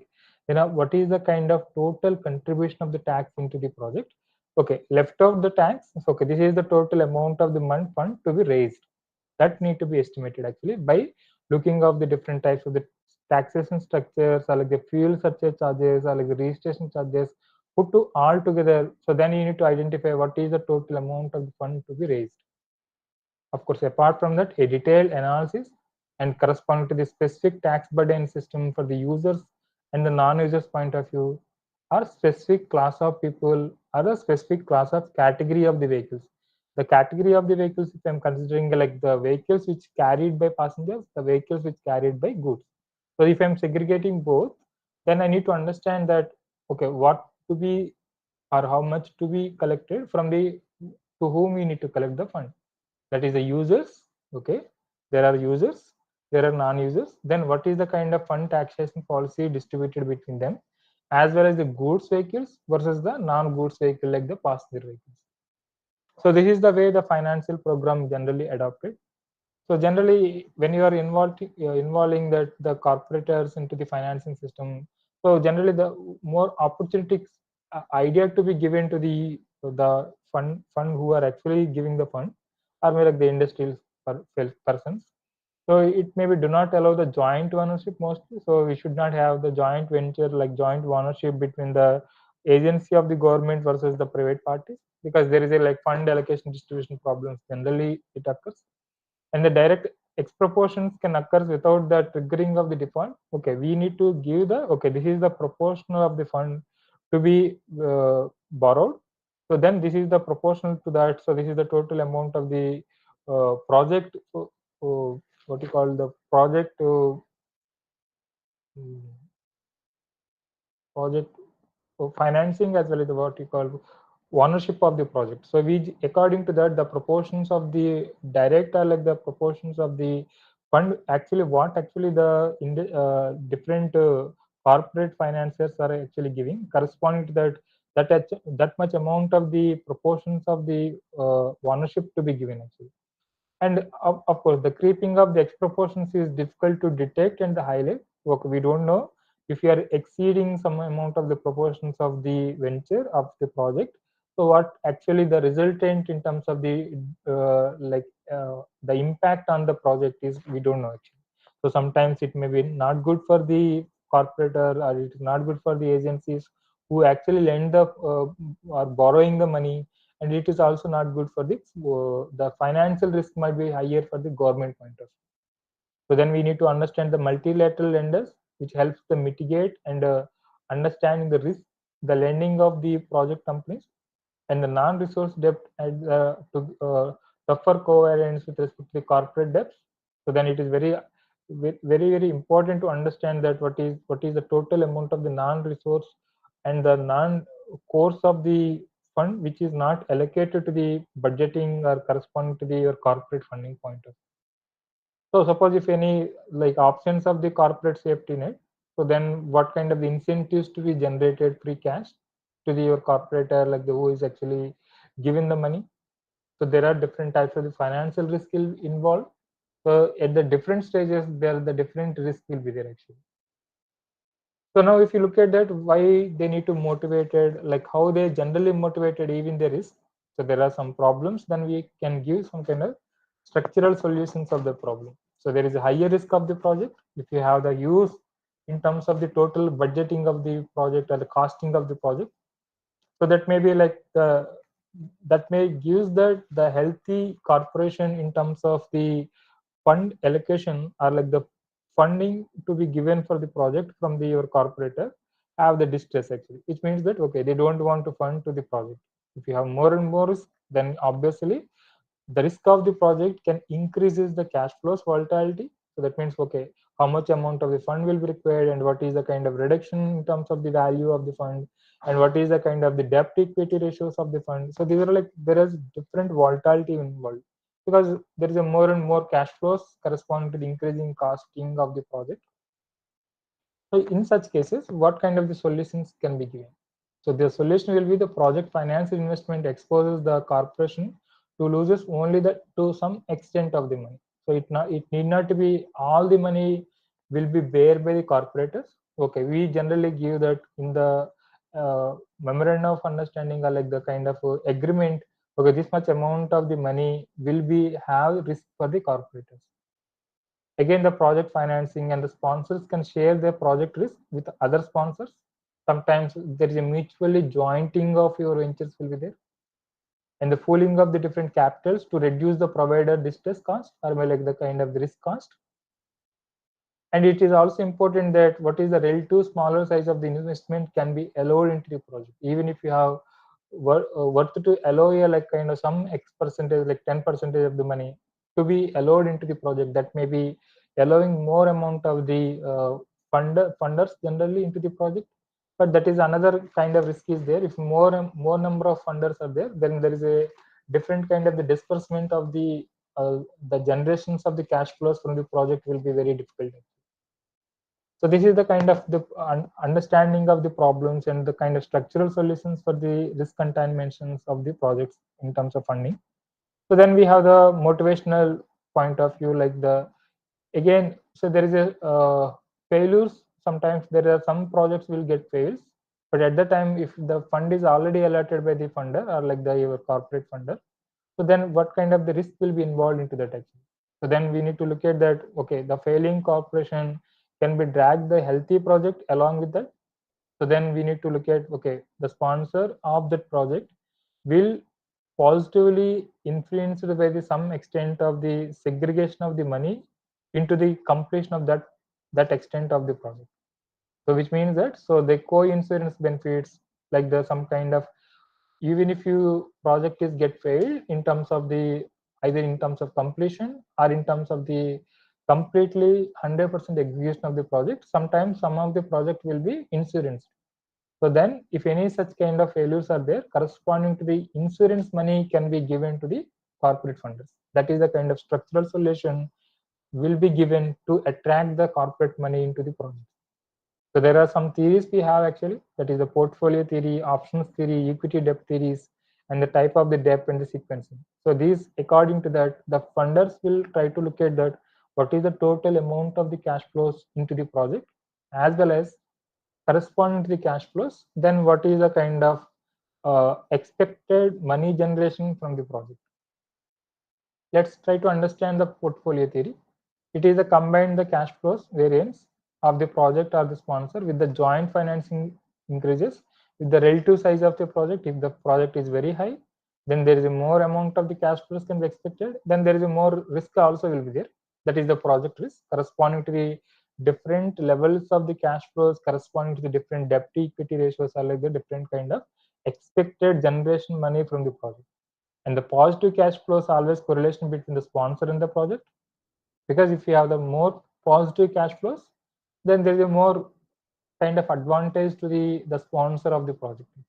If the negative cash flows are there, which will be drawback to the project, again it is drawback to the sponsor. So the firm value decreases due to the cost of financial distresses, which increases with respect to the combined variance. So we need to look at that corresponding to the various levels of the project in terms of the total cost of the project, as well as the risk. What is the kind of the variance is existed along the different projects. The project finance is preferred with the joint financing, so that is the corporate financing mostly, and results increase with respect to the combined variance. And also the corporate finance is preferred when it is results with respect to the lower combined variance corresponding to the diversification in terms of the insurance or in terms of bonding or in terms of the tax execution policies and like that. So then this option theory is also further deliberate that the downside exposure of the project may be like underlying assets which are involved into the project. If you look at some of the projects have the different types of the assets will be involved into that, and these assets will be shared by the funders even. So some extent, if you have the negative impact with the project, so then what is the risk involved into the project will be corresponding to the assets of the project will be shared by the sponsor or like the funders even. So then the what is the total amount of the highest interest will be given corresponding to the funding. So that might be kind of the fees on the loan. So that is if you're taking a loan of the out of 1,000 crores, you might be loaned 800 crores. Then what is the total amount of interest on the 800 crores that need to be look at that when you are financing the project. And the underlying assets corresponding to the options provided to the funders, then it is the kind of payoff to them actually after completion of the project when it is successfully running the project. So then this financial option theory is also indicating that actually what is the total valuable value of the project corresponding to the sponsor to look at in terms of the optioning or like in terms of willing to give a fund to the project. Actually the sponsor may not want to avail the project financing at a time with respect to the all the cash flow at a time actually. So it may be like the generally the sponsor will look at the project at the different stages to understand the risk corresponding to sponsoring. And if the project is the part of the larger development, then it may give the idea there is a positive cash flows of the project is more compared to the negative cash flows. And if the project is represents the only just kind of the property assets or maybe like the kind of uh, local some certain region level, so then there is a chances that okay there is a kind of risk involved. So the best example, if I see like if you have look at the national level project and if you look at the state level projects, the state level projects might be have the higher risk compared to the national level projects. So that is the national level projects always will give the larger side development corresponding to the region development like that. So it is again default to damage the firm's reputations and the ability to raise the future capitals respective to the damaging corresponding to the local level projects in general. So then the equity versus the debt, if I look at, so then we need to look at that what is the total agency cost involved as the equity value. So then corresponding to that, what is the marginal discretions and the X proportions corresponding to the project to be identified. So the agency cost involving that, okay, if you have the total amount of the construction cost of your project, so then what is the kind of cost of the materials, cost of the equipment, and cost involved in terms of the construction process. So that is everything will be put together. That is the agency cost. So then corresponding to that, we have the risk involved at each stage in terms of the materials opportunities or in terms of the even equipment opportunities. So then sometimes some locations are like the some point of the time, the opportunity will be given to the funder or sponsor, which will be get reduces based on the more risk involved into the different set of opportunities. Because suppose if you look at the material side, so there is a more and more risk involved compared to the just construction of your project actually.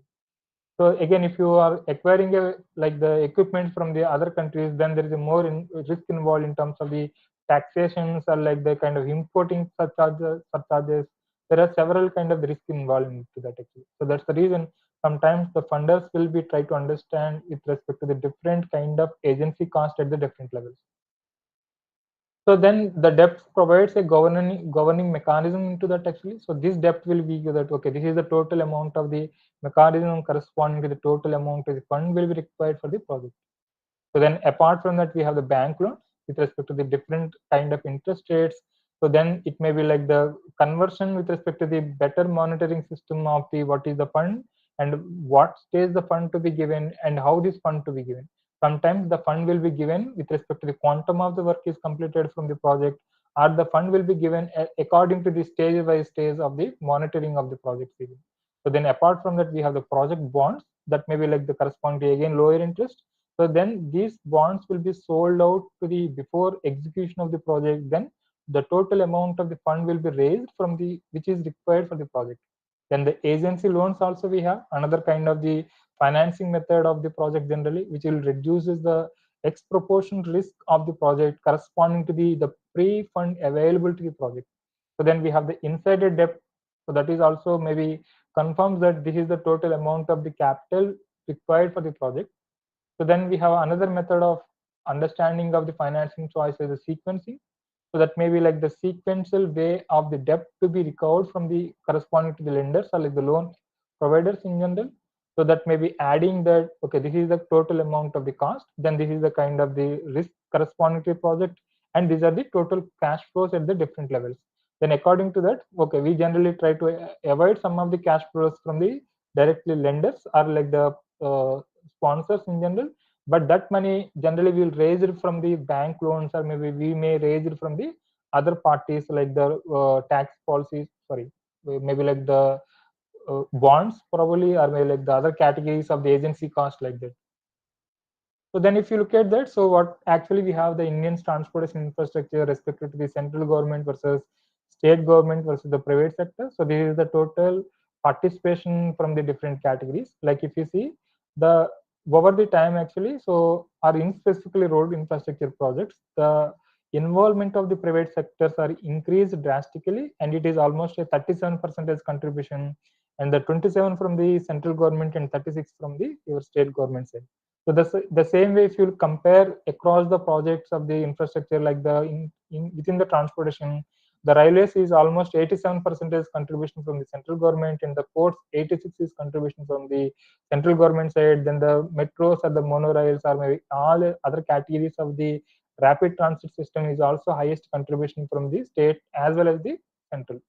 But if you look at the roads might be the highest contribution from the PPP models like the private sector models in general. Then if you compare within the road category, like the Bharatmala, NH under NHDP projects or like rural roads, then this is the kind of contribution we can see that, so or how many number of projects are going on corresponding to the percentage of shares respectively across the different categories of the transport project or like transport infrastructure projects. So then if you see that total almost 149 plus 113, it is almost the total highest projects corresponding to the national highway categories, and only there are 4% of the projects are corresponding to the rural road, and other categories like another 4%. So then if you compare across the countries, so then if you see like Singapore, Republic Korea, and the US, then India stands that what is the total amount of the overall efficiency in terms of the funding of a project in terms of the infrastructure efficiency indicators. So then corresponding to the seaports, the air transport, rails, and the roads, then the roads have the corresponding to the Indian case. Like if you see almost the equal in terms of the equity, efficiency of the infrastructure in terms of the funding actually, like the roads versus the rail as well as the air. So almost on the 4.5, 4.4 in the equal in numbers. But the Singapore other categories, it's not like that actually. So if you see the road is the highest, almost like the corresponding to the seaport or like the other categories compared to the rails. So even if you look at the low maybe like the comparable countries like Brazil specifically, the category of the road infrastructure efficiency in terms of the infrastructure efficiency is little less compared to the other countries. So then if you see that actually, so this is the 10th and the 11th and 12th plans of the infrastructure planning system in India. So this is the source from the government of India 14 of the high level committee of the financing infrastructure. So if you observe the numbers, so that indicates that what is the central and state sectors of the different public and private partnerships of the project. So if you see 2007, so 1429 projects are participated the private parties into these projects. But in 2017, if you see, the number has drastically increased to 9,000. Even 2012, there is a 12,000. So any questions or any points at this moment, or you have any points to be discussed till this slide? So please put me some questions, then we'll discuss on that.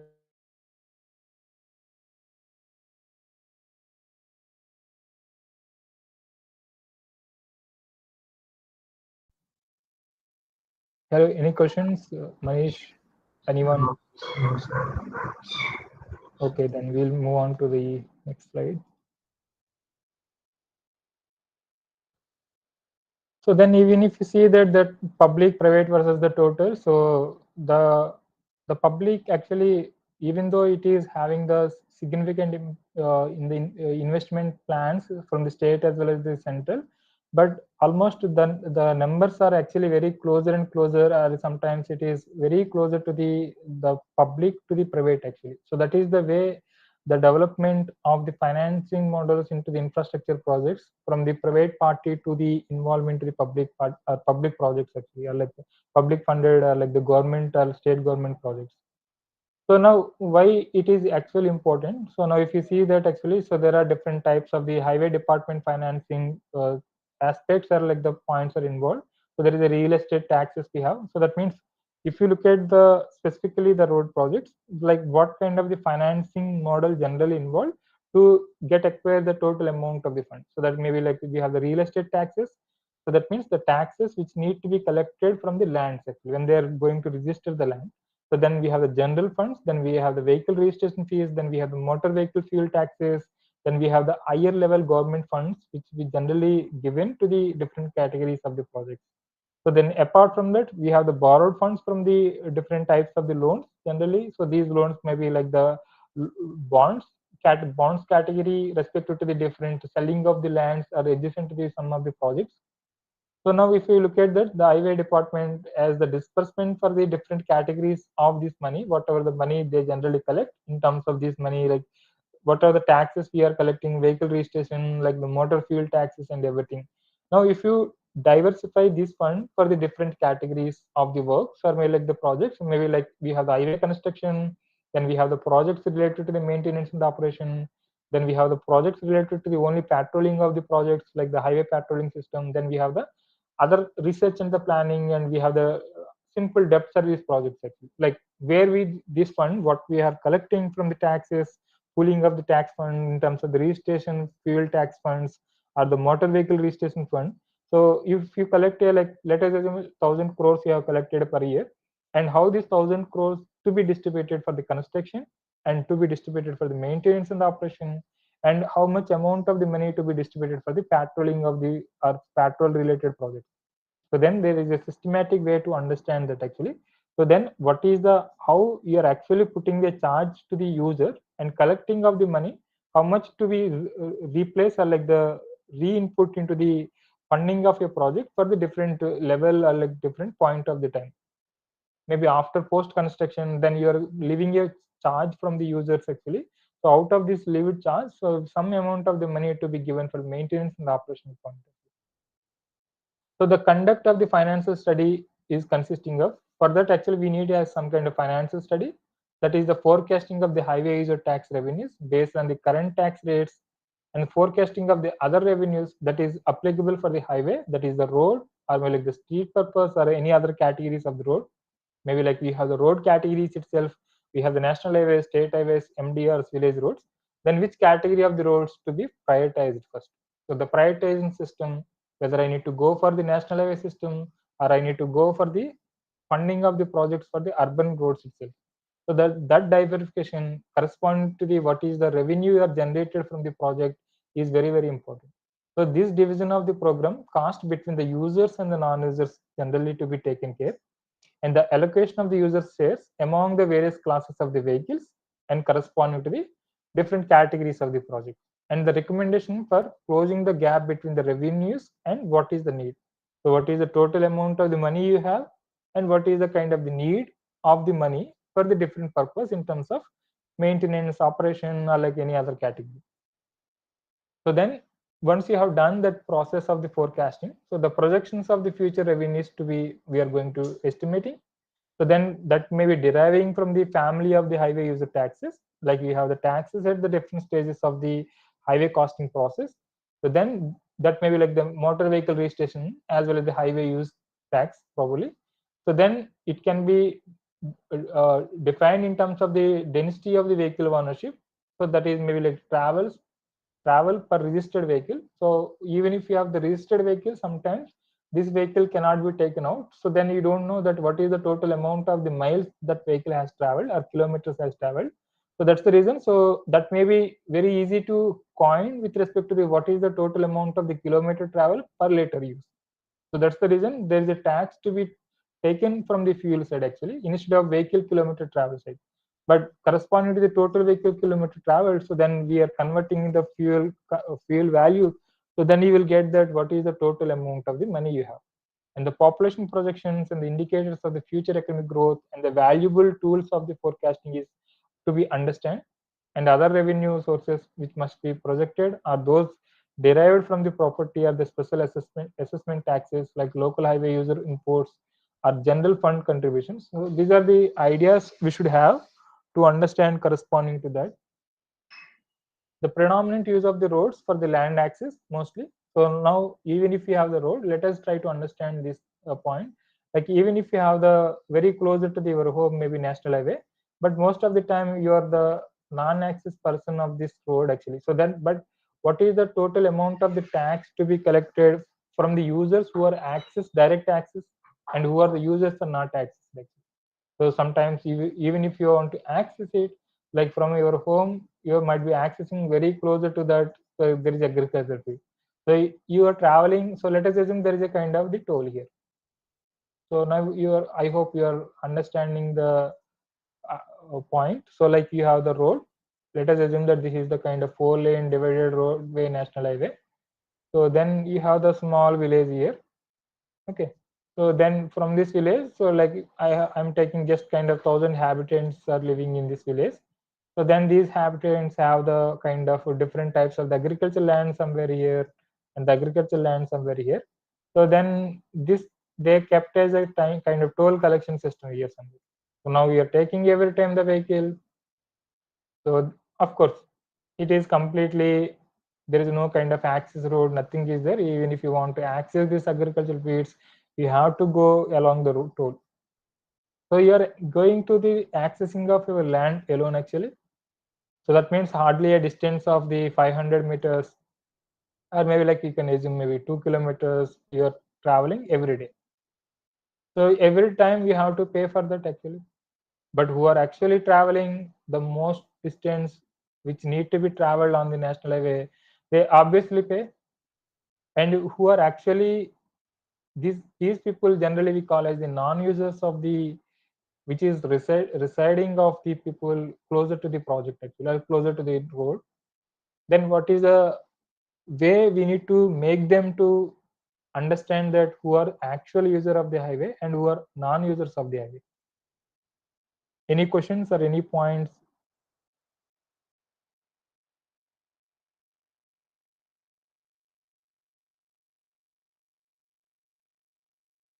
Hello. Okay. I hope you got the idea what actually we are discussing. So like you have the user and you have the non-user of the particular highway, but how we are going to collect a taxation from the users generally. So the predominant use of the roads for the land access will give you a way to inter-community and the inter-regional uses requiring a longer trips at the higher speeds, and it might be expected that the higher type of the design and the increased highway construction cost, like you want to access more different regions at the different places, and you need to go with respect to the high mobility, then it is maybe indicating that there is a requirement of the high category of the projects as like national highway, something like that. And the whole concept of the financing changed from the one of the property tax support to the use of highway user tax revenues as the major source of the highway funds. So mostly it is the kind of the highway user tax revenues is one of the major source of the fund for the highway projects. So then the original motor tax, like what we have the original motor tax as the registration fees is, was considered more of the regulatory tax than a revenue producers, which means that, okay, if you have the regularly, it is the kind of usual kind of process. When you are purchasing a vehicle, we need to have registration fees. So that is a very regular tax generally. So this tax, from this tax, whatever we are collecting, so some amount of the money will also goes to the some projects or some categories of the project. So then the legislators, with respect to the administrators, soon become aware of the revenue producing possibilities of this tax as the number of vehicles increased rapidly. So then if you have more and more increased taxes, so then you have the more and more registration fees to be collected, then it may be increasing the revenue corresponding to the registration taxes will increase. And such revenues were used largely for the highway purposes and substantially supplemented the traditional revenue sources. So this is the what I can say. You like you have the requirement of the 1,000 crores. Out of this 1,000 crores, I am going to say like there are 5 different fund sourcing of the project. So this is the to construct a 4-lane divider roadway. Maybe it may costing around 1,000 crores. Out of this 1,000 crores, I have the chance. There are different types of the sources of the money I have to fulfill to maybe like what can I say, to complete the project with respect to the different funds. So then out of this 1,000, so whatever the revenue I'm generating or like the tax registration tax I'm getting, so that is the maybe fulfilling 10-20% of the requirement. So that means the 200 crores will complete it with respect to the revenue or regulatory tax of the registration fee. Then I have to look at for the remaining 80% of the money. So some amount may be loan and some amount like maybe like the bonds, and the some amount we are going to look at for the PPP model like the finances. Some finances has to be looked at, and the remaining thing may be other kind of the vehicle tax like the fuel tax, something like that. Any questions?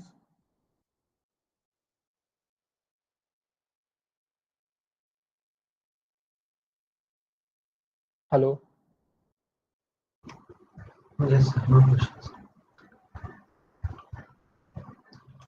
So this traditional general fund concept, that is all tax revenues were placed in a common fund. So that's what actually we are talking. So you need to look at that whatever the total tax revenues which you are collected, that to be kept at the common fund point of view.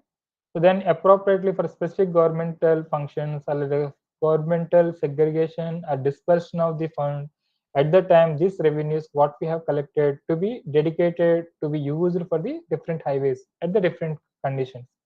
The highway user taxes can be considered as the standby or readiness fund, or readiness to the survey fees, or like the registration fees, and a tax that varies with respect to the user of the highway with respect to the motor fuel. Again, even if you are collecting the tax as the registration, but the person my travel will be different actually. Even though I have purchased a vehicle, with no guarantee that I am using every day. So that depends on that what purpose the user wants to take out his vehicle. It may be like car, it may be like two-wheeler. Of course, the two-wheeler contribution is very less. I can compare with respect to the two-wheeler versus the other categories of the vehicle like trucks. So then the amount of the kilometer travel by truck will be increasing the fuel used by the truck. Then obviously if you are using a more and more fuel, are consuming a more and more fuel, which indicates indirectly, okay, there is a more amount of the money as the tax you're increasing. And the third structure taxes paid by the heavier vehicles. That's the reason the heavier vehicles are a highest contributor than other categories of the vehicle in terms of the fuel consumption or in terms of the additional cost incurred providing adequate facilities for such vehicles. Now we have the highway user tax revenues. Then apart from that, we have the road and bridge ferry tolls. Then we have the general fund appropriations. then we have the property taxes, then we have the bonds, then we have other category as the miscellaneous.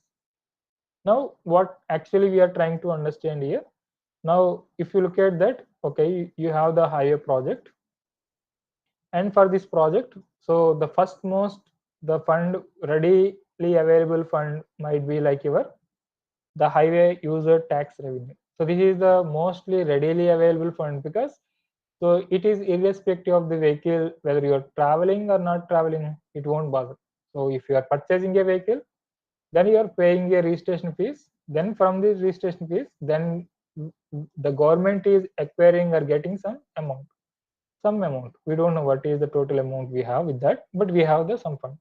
Let us assume that okay, this is the project you want to construct, but all of suddenly this project have some kind of the major section as a major bridge, maybe like having the highest major bridge in a one particular section. But this bridge will require the additional fund actually. Sometimes this additional fund will directly collected by using of this bridge or ferry tolls, or like the some kind of specific toll system, where it is expected that the change of the element of a road infrastructure projects mostly indicating that there is a increasing cost of the project. So that means that cost to be collected directly from some means of the toll collection system. So that is the way some of the roads might be having the more and more tolls, which indicating that there is a more and more increased cost of the project due to the different structures. Then apart from that, we have the fund, general fund appropriations. Then we have the property taxes. Then we have the bond proceeds. So let's see that. So then the cost of the construction and the maintenance of the primary system of the highways can be closely associated to the public utility concept. So in that, the user such facilities pay the full cost of the facility. So that means whatever the cost of the utility are correspond to the public utility concept. So then whatever the cost is associated with respect to the construction and the maintenance will be taken some extent from the utility concept point of view. Okay, how much amount or extent time you are using a highway, according to that you have to pay. So which means that actually whatever we have as a fixed toll system, that is not appropriate. How many of you know that the government of India is going to introduce new toll collection system? Anyone has any idea on that?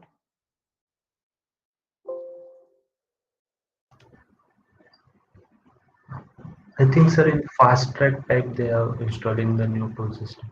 The direct Yeah, revenue goes to the government. yeah. FASTag is the one category of collection system actually to Okay. reduce the travel, what you call the waiting time at the tolls. And apart from that, there are different types of the mechanisms generally in the developed countries. If you see these mechanisms generally, what you call like you're using a road, a specific road at the most of the time. So that is, let us assume that, so this is the road is going on. So then this is the kind of the one region we have, maybe like the one city. Let us assume maybe this is the Mumbai. So then you have the Pune. So then if you are coming closer, so then there is a kind of Karnataka state, something like that. So if the person is started from the Mumbai, then going up to the Karnataka, Bangalore, then he might have used the most of the time the maximum length of the road. But the person who traveled, so this is the small village or town, and there is another small village and town. So then there is a toll is kept here. So that means if this person is traveling the lesser distance, but still is paying the toll. So sometimes even the distance traveled maybe like the hardly 20-30 kilometers. So he is paying some amount, some X amount of the money. But if the person is traveling the longer distances, sometimes this person which need to be paid is paying less compared to this person. So that means if I'm comparing the relative travel time on the highway, so you might be paid. Let us assume that just for the understanding purpose, he paid 100 rupees by traveling of, let us 15 hours. Okay, so by traveling of 15 hours, maybe I can increase 1,000 rupees even. So then he traveled 15 hours, he paid 1,000 rupees. 1,000 rupees little higher side. I can keep maybe 600 rupees, not more than that. Okay. So then by traveling of he paid like 600 rupees. So then the other person who traveled maybe like the 5 hours and he paid maybe like 120 rupees. So there is a difference of the cost in terms of their travel on the highway. So this difference sometimes very high when the local users are there on the highway system compared to the regional users. So because we are importing the fines, or sorry, not fine, importing the toll cost to the users respective to the travel of the longer distances. So then there is a problem or issue respective to not understanding that what is the total amount of the time spent on the highway. So now the Nitin Gadkari has introducing, or it is already going to start very soon probably. So according to the time which you have used or traveled on the highway system corresponding to the GPS connectivity or GPS system of the vehicle, so you have to pay a specific amount of the money corresponding to the travel time spent on the national highway or highway system. You got the idea? So what actually they are trying to do? But there are some issues with that actually. So they are going to implement a GPS system for each and every vehicle. It is mandatory now. So this vehicle corresponding to the GPS system, they will going to track. So along the national highway, they will give the fixed point, the toll collection system. So like the same, whatever the toll collection we have, but it is on the not as generally whatever the toll collection we have the automatic camera reading systems as the tolls, like the high end cameras which is can read the fast tags even. So those kind of the cameras they are going to insert on the highway system. Then according to the GPS, like you have the x1 y1 point respective to the your GPS camera and x2 y2 of the GPS camera. So then x2 minus x1, so that may be estimating a travel time. So then corresponding to that estimated travel time, it is automatically collecting this camera what is the total amount of the money to be collected. As per my understanding, sir, in this highways in Maharashtra, in Samruddhi, they collect the toll on per kilometer. Means how much kilometer you drive, as accordingly you have to pay the toll. Yeah, that's what actually that is very recent idea. Even the whatever the outer ring road we have at Hyderabad, that is also distance based collection. But it is actually distance based collection system is not appropriate. Even they're trying to look at that instead of that even the time based collection system actually. Okay. So that is they are thinking it is more appropriate than the distance based, because the time why it is need for the time, anyone have throw some light on that? Because the distance is always fixed actually. Let us understand this point. You have the 100-kilometer stretch of the road. So then according to the 100-kilometer stretch of the road, so then why the people wants to pay actually? So why they want to charge from the people? Because I'm providing a service with respect to the better service. So I constructed a highway which is earlier 80 km/h speed. Because of the improved road quality or improved highway system, 4-lane divided roadway, and there is no disturbances to the vehicle, then this speed has gone up to the maybe like 100 km/h. Now I'm allowing the maximum mobility for that improved 20 km/h speed. So now the user has to pay for that, because he is availing the service of the increased quality or in terms of the speed specifically. For that he has to pay for it. So that means if you are keeping for the distance base, so even if it is the, let us assume this 100-kilometer, so even if you travel at the different point of the time, the distance will be same, but the travel time will be get varies actually. If there is no congestion on the roadway system, then your mobility might have improved like anything. Corresponding to that, the amount which you have traveled corresponding to the 100-kilometer even, so then you are enjoyed maybe extra speeds. So that is the reason. So they want to implement in terms of the, instead of distance based, so maybe like the travel based. So many national countries they have the travel based system. So let's understanding the more about the highway cost allocation to the users and the non-users point of view.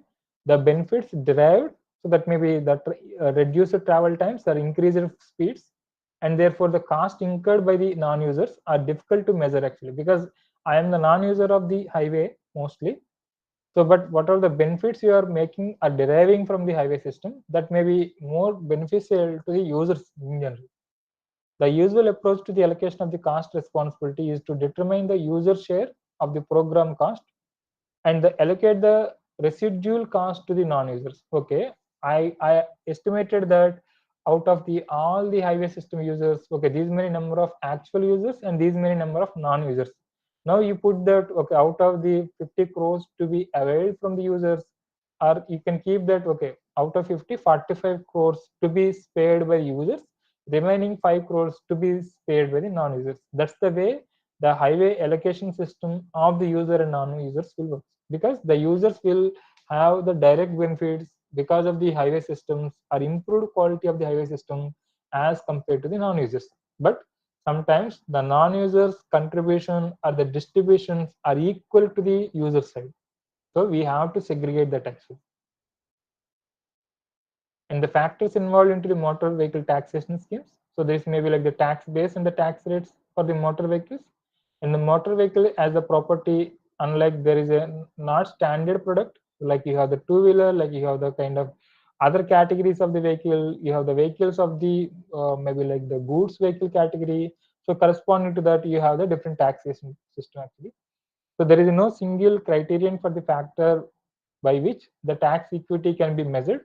So it may be like the sometimes generally measured with respect to the width, length, and height of the vehicle, and also the gross weight of the vehicle, axle weights of the vehicle, and number of axles, and the performance and the ability and the road speed. So the fuel used by the vehicle, like these are the different types of the points or the criteria to be collected or to be used to collect the motor vehicle tax policy.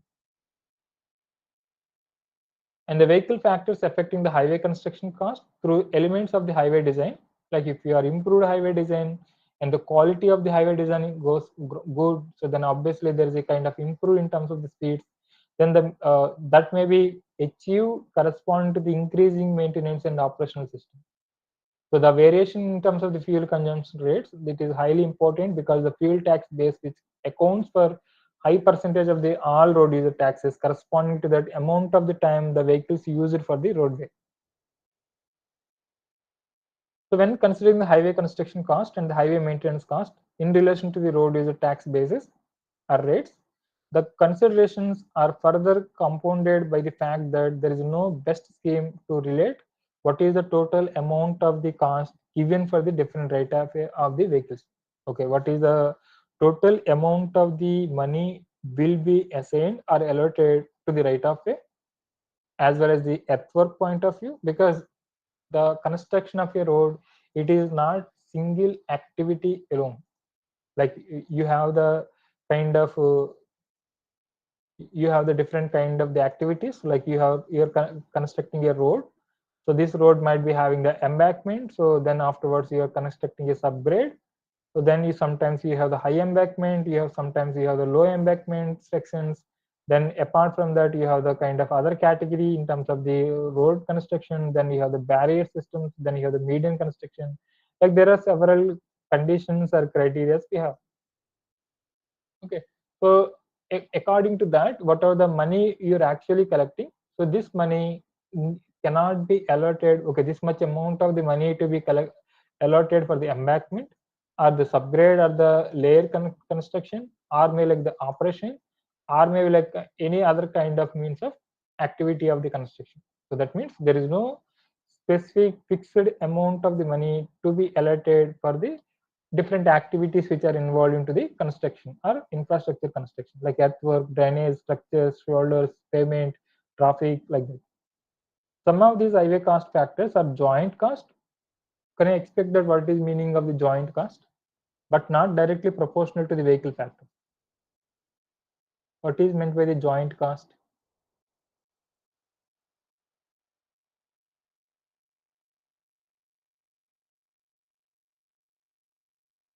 So like if you are improving a shoulder actually, so most of the time it is expected that the construction of the shoulder is also including corresponding to the barrier which you are applying corresponding to the shoulder type or shoulder condition.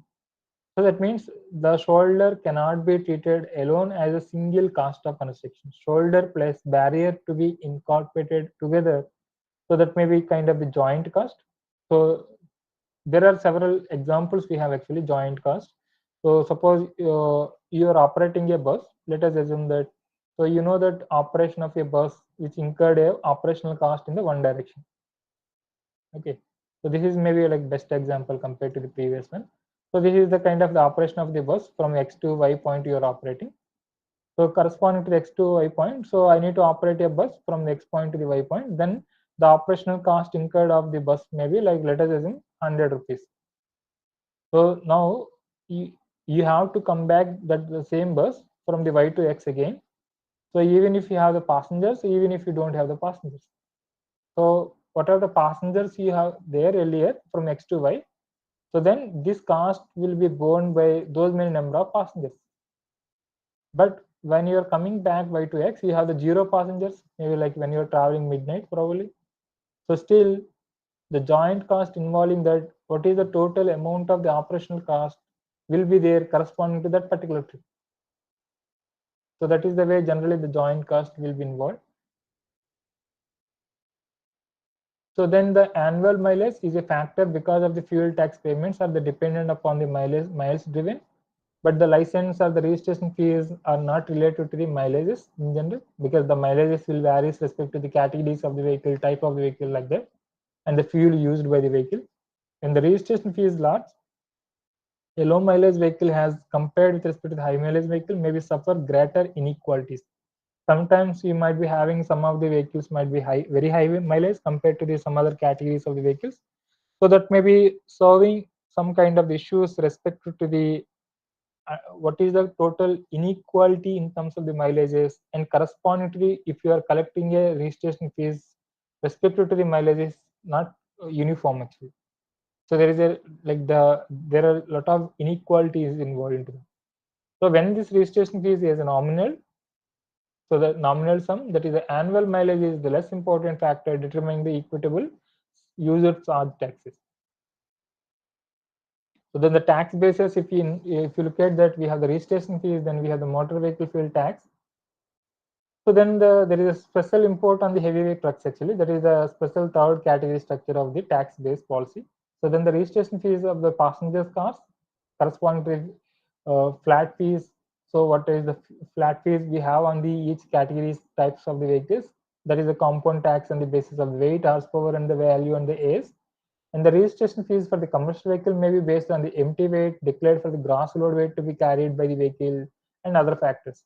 And the motorway fuel taxes is a constant rate per the liter of fuel for each categories of the vehicle. But there are some variations in the tax rate with the type of the fuel, not corresponding to the category of the vehicle. So it is all about the fuel types respective to the which type, how much amount of the fuel consumed by the vehicle. The third structure taxes are specifically imports with respect to heavy goods, heavy gross weights vehicles are the usually high annual mileages, and these are the based on the ton miles, axle miles, and other weight distance factors. So these are the ways we generally have to understand the collecting of the tax system from the different categories of the vehicles, and all these tax systems can be imposed into the highway financing system in general. So now if you look at that, so the transport financing have the private investors, then they have the government investors, and the private lenders, and the public, and the users even. So the users, you understood now how they're coming into the transport finance, then the beneficiaries. So these are the providers mostly, these are the kind of the recipients and the kind of beneficiaries. Then we have the different capital flows of this project financing. So now if you look at that, so then you have the involvement of the public and private. So the public in terms of the governmental, then the development institutions, then the private maybe like corporators, and the project financiers are like the fund agencies. Then these fund agencies like the PPP model are like non-PPP mode probably. So then the corporate financier like the public companies like private companies. So this is the total financing structure of infrastructure in general. Any questions till this point?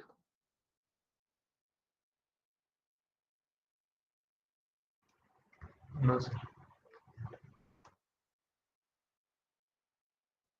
Okay. So then the funds for the infrastructure finance, that is public sector financing like tax revenue, non-tax revenues, public bonds, loans, and the other kind of the institutional funds. Then you have the private sector debt and the commercial banks, non-banks financial, then the equity and the public-private equities.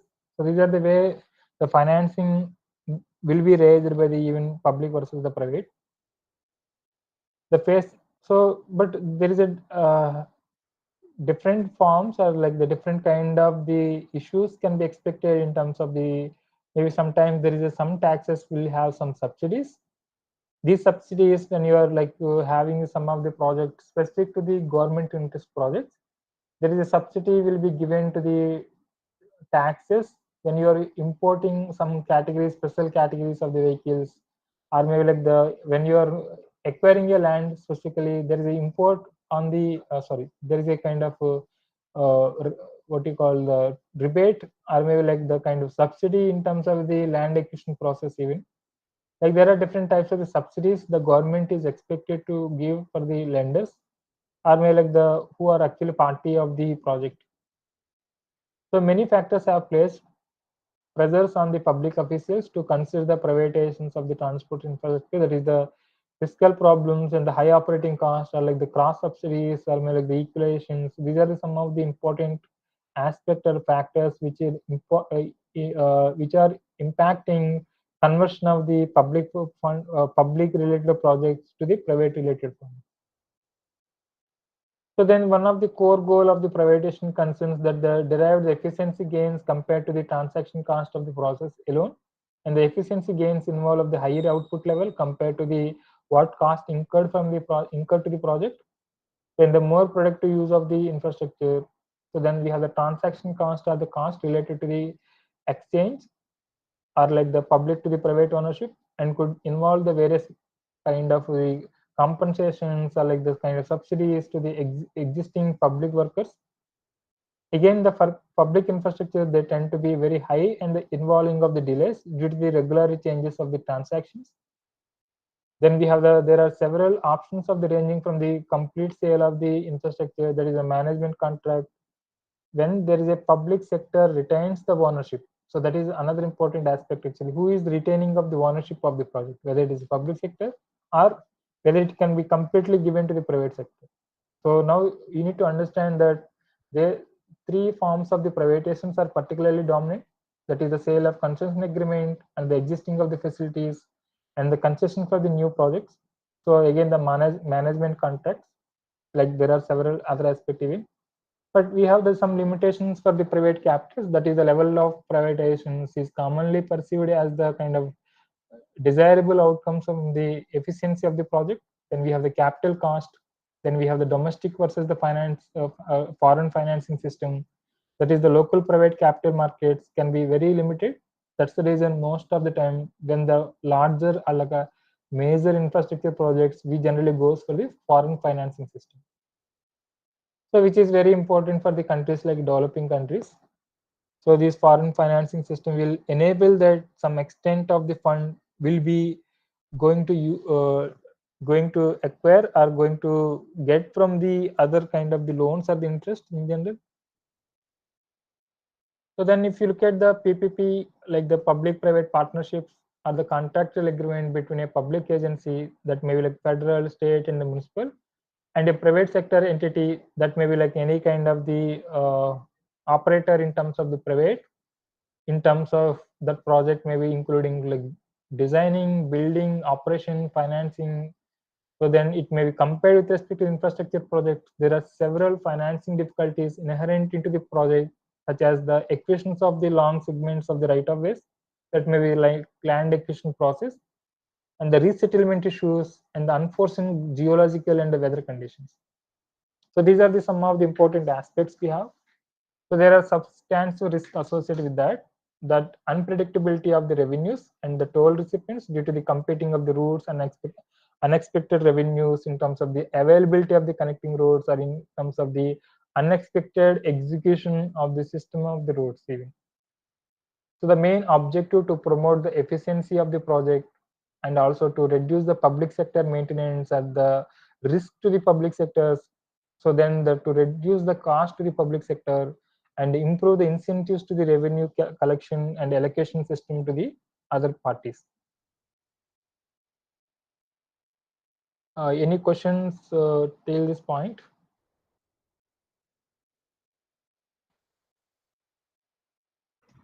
No, sir.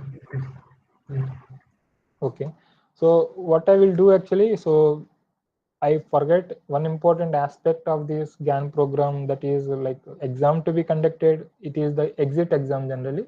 So we have almost a more than 30 minutes time. So I will post the exam in the Google form, in the group, WhatsApp group.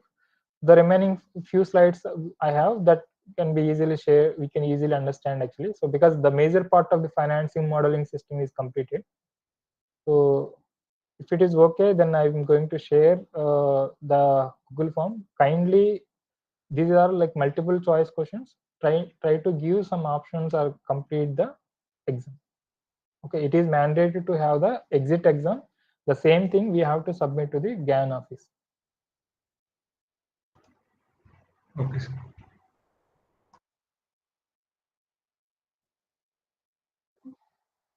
So let's share the exam in the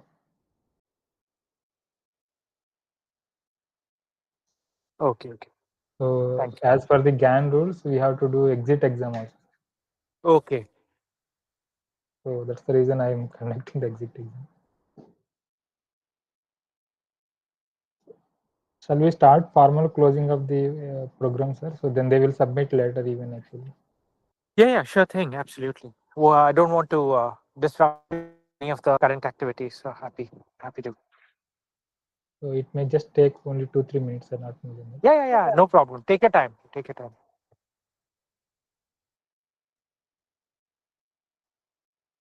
Yeah, I welcome you all for this validity session of this formal validity session of this 5-day GAN program.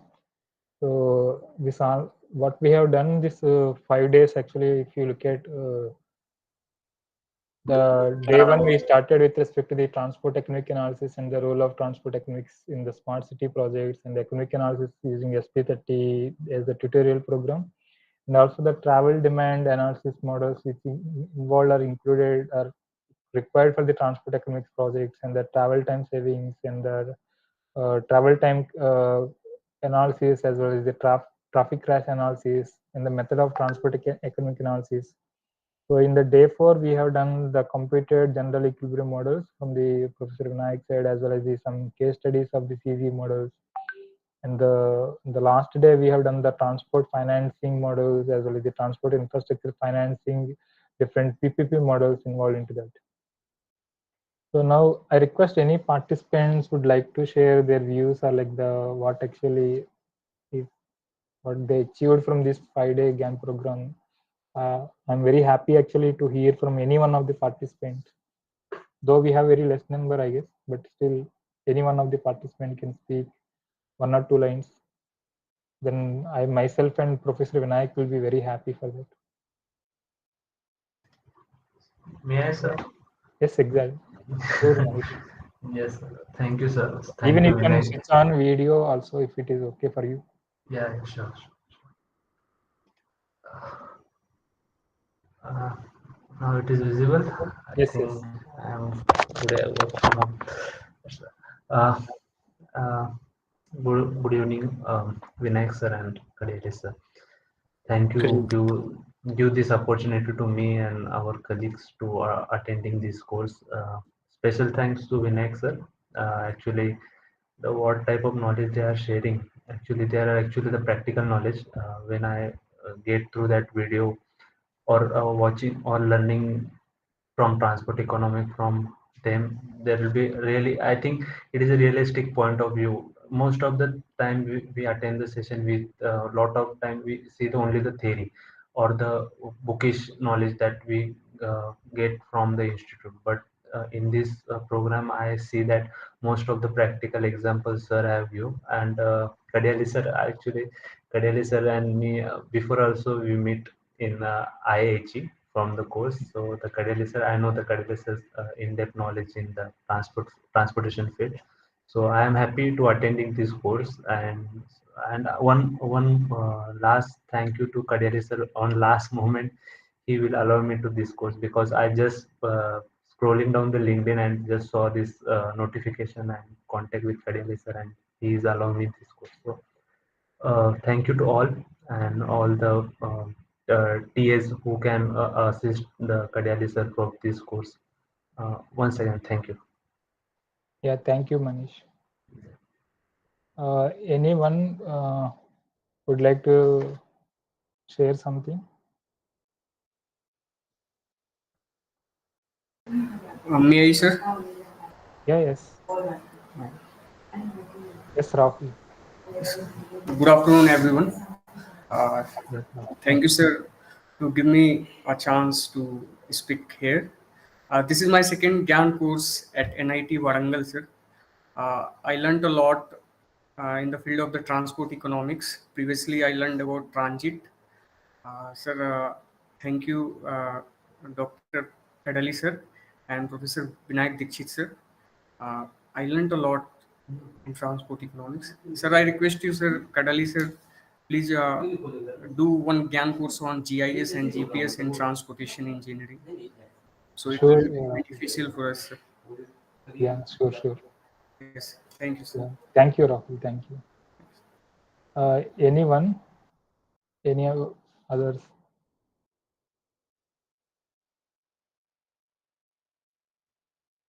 Anyone would like to share something, or we will proceed to hear from the Professor Vinayak, sir?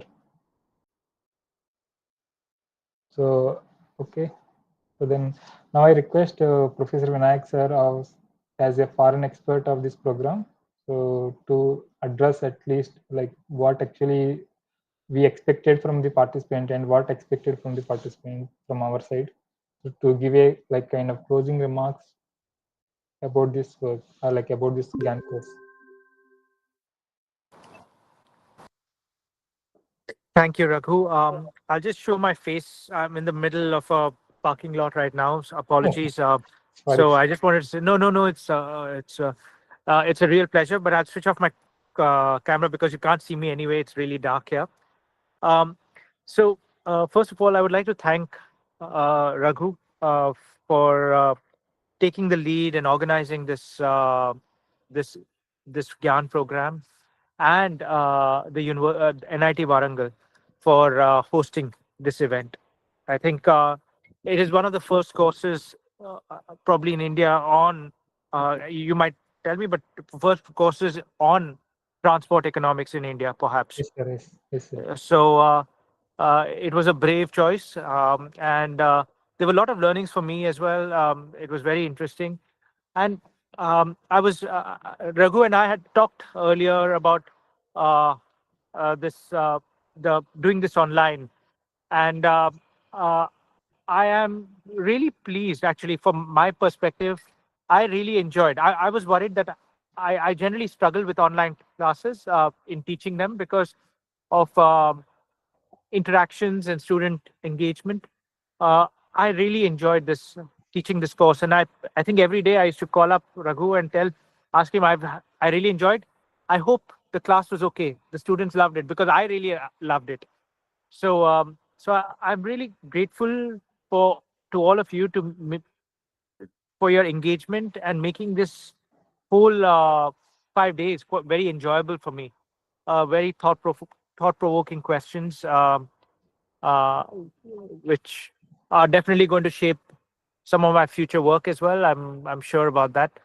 So thank you all. Thank you very much, and thank you for this opportunity. Thank you, sir. Thank you so much. So it is my sincere thanks to the foreign expert of Vinayak sir to accepting my when I'm requesting for the to conduct this GAN program. So immediately is accepted by my email. So then we have started together to formatting of the course and structuring of the course and addressing of the various sequencing of the course issues. So I really thank you so much, sir, for this. And I also thanks to the our director as well as the Dean Ira, who encouraging to organizing such kind of the courses at NIT Warangal, specifically in the transportation division of the Department of Civil Engineering. So apart from that, I also thanks to the department head as well as the Professor CSRK Prasad, who encouraged me to apply this course specifically. I also thanks to each and every participant who participated like actively or inactively, mostly. Like I sincere thanks to the participants who have given asked several questions to the Professor Vinayak as well as to me. So I thanks to our student coordinators, specifically like Mr. Vikas as well as Rohit, who given support for this conducting or some of the aspects which is required for the student support side. So apart from that, I thanks to the GAN, so that is the Global Initiative Academic Networks of the Ministry of Education, who sponsor this program, as well as the members who involved in the reviewing of this course actually. So I special thanks to them. So I thank to everyone. So we hope we may see some of you participants again when we are conducting any next program in the offline most. Thank you all. Thank So you, sir. once Thank you very much. Thank you. Thank you, sir. Thank you, sir. Thank you all. So once we are completion of all the feedback forms as well as the exit exam, so then immediately you will receive the certificate. Most probably within short time of 1 or 2 days, we are going to send the certificate, the digital certificate. Thank you all. Thank you, sir. Thank you.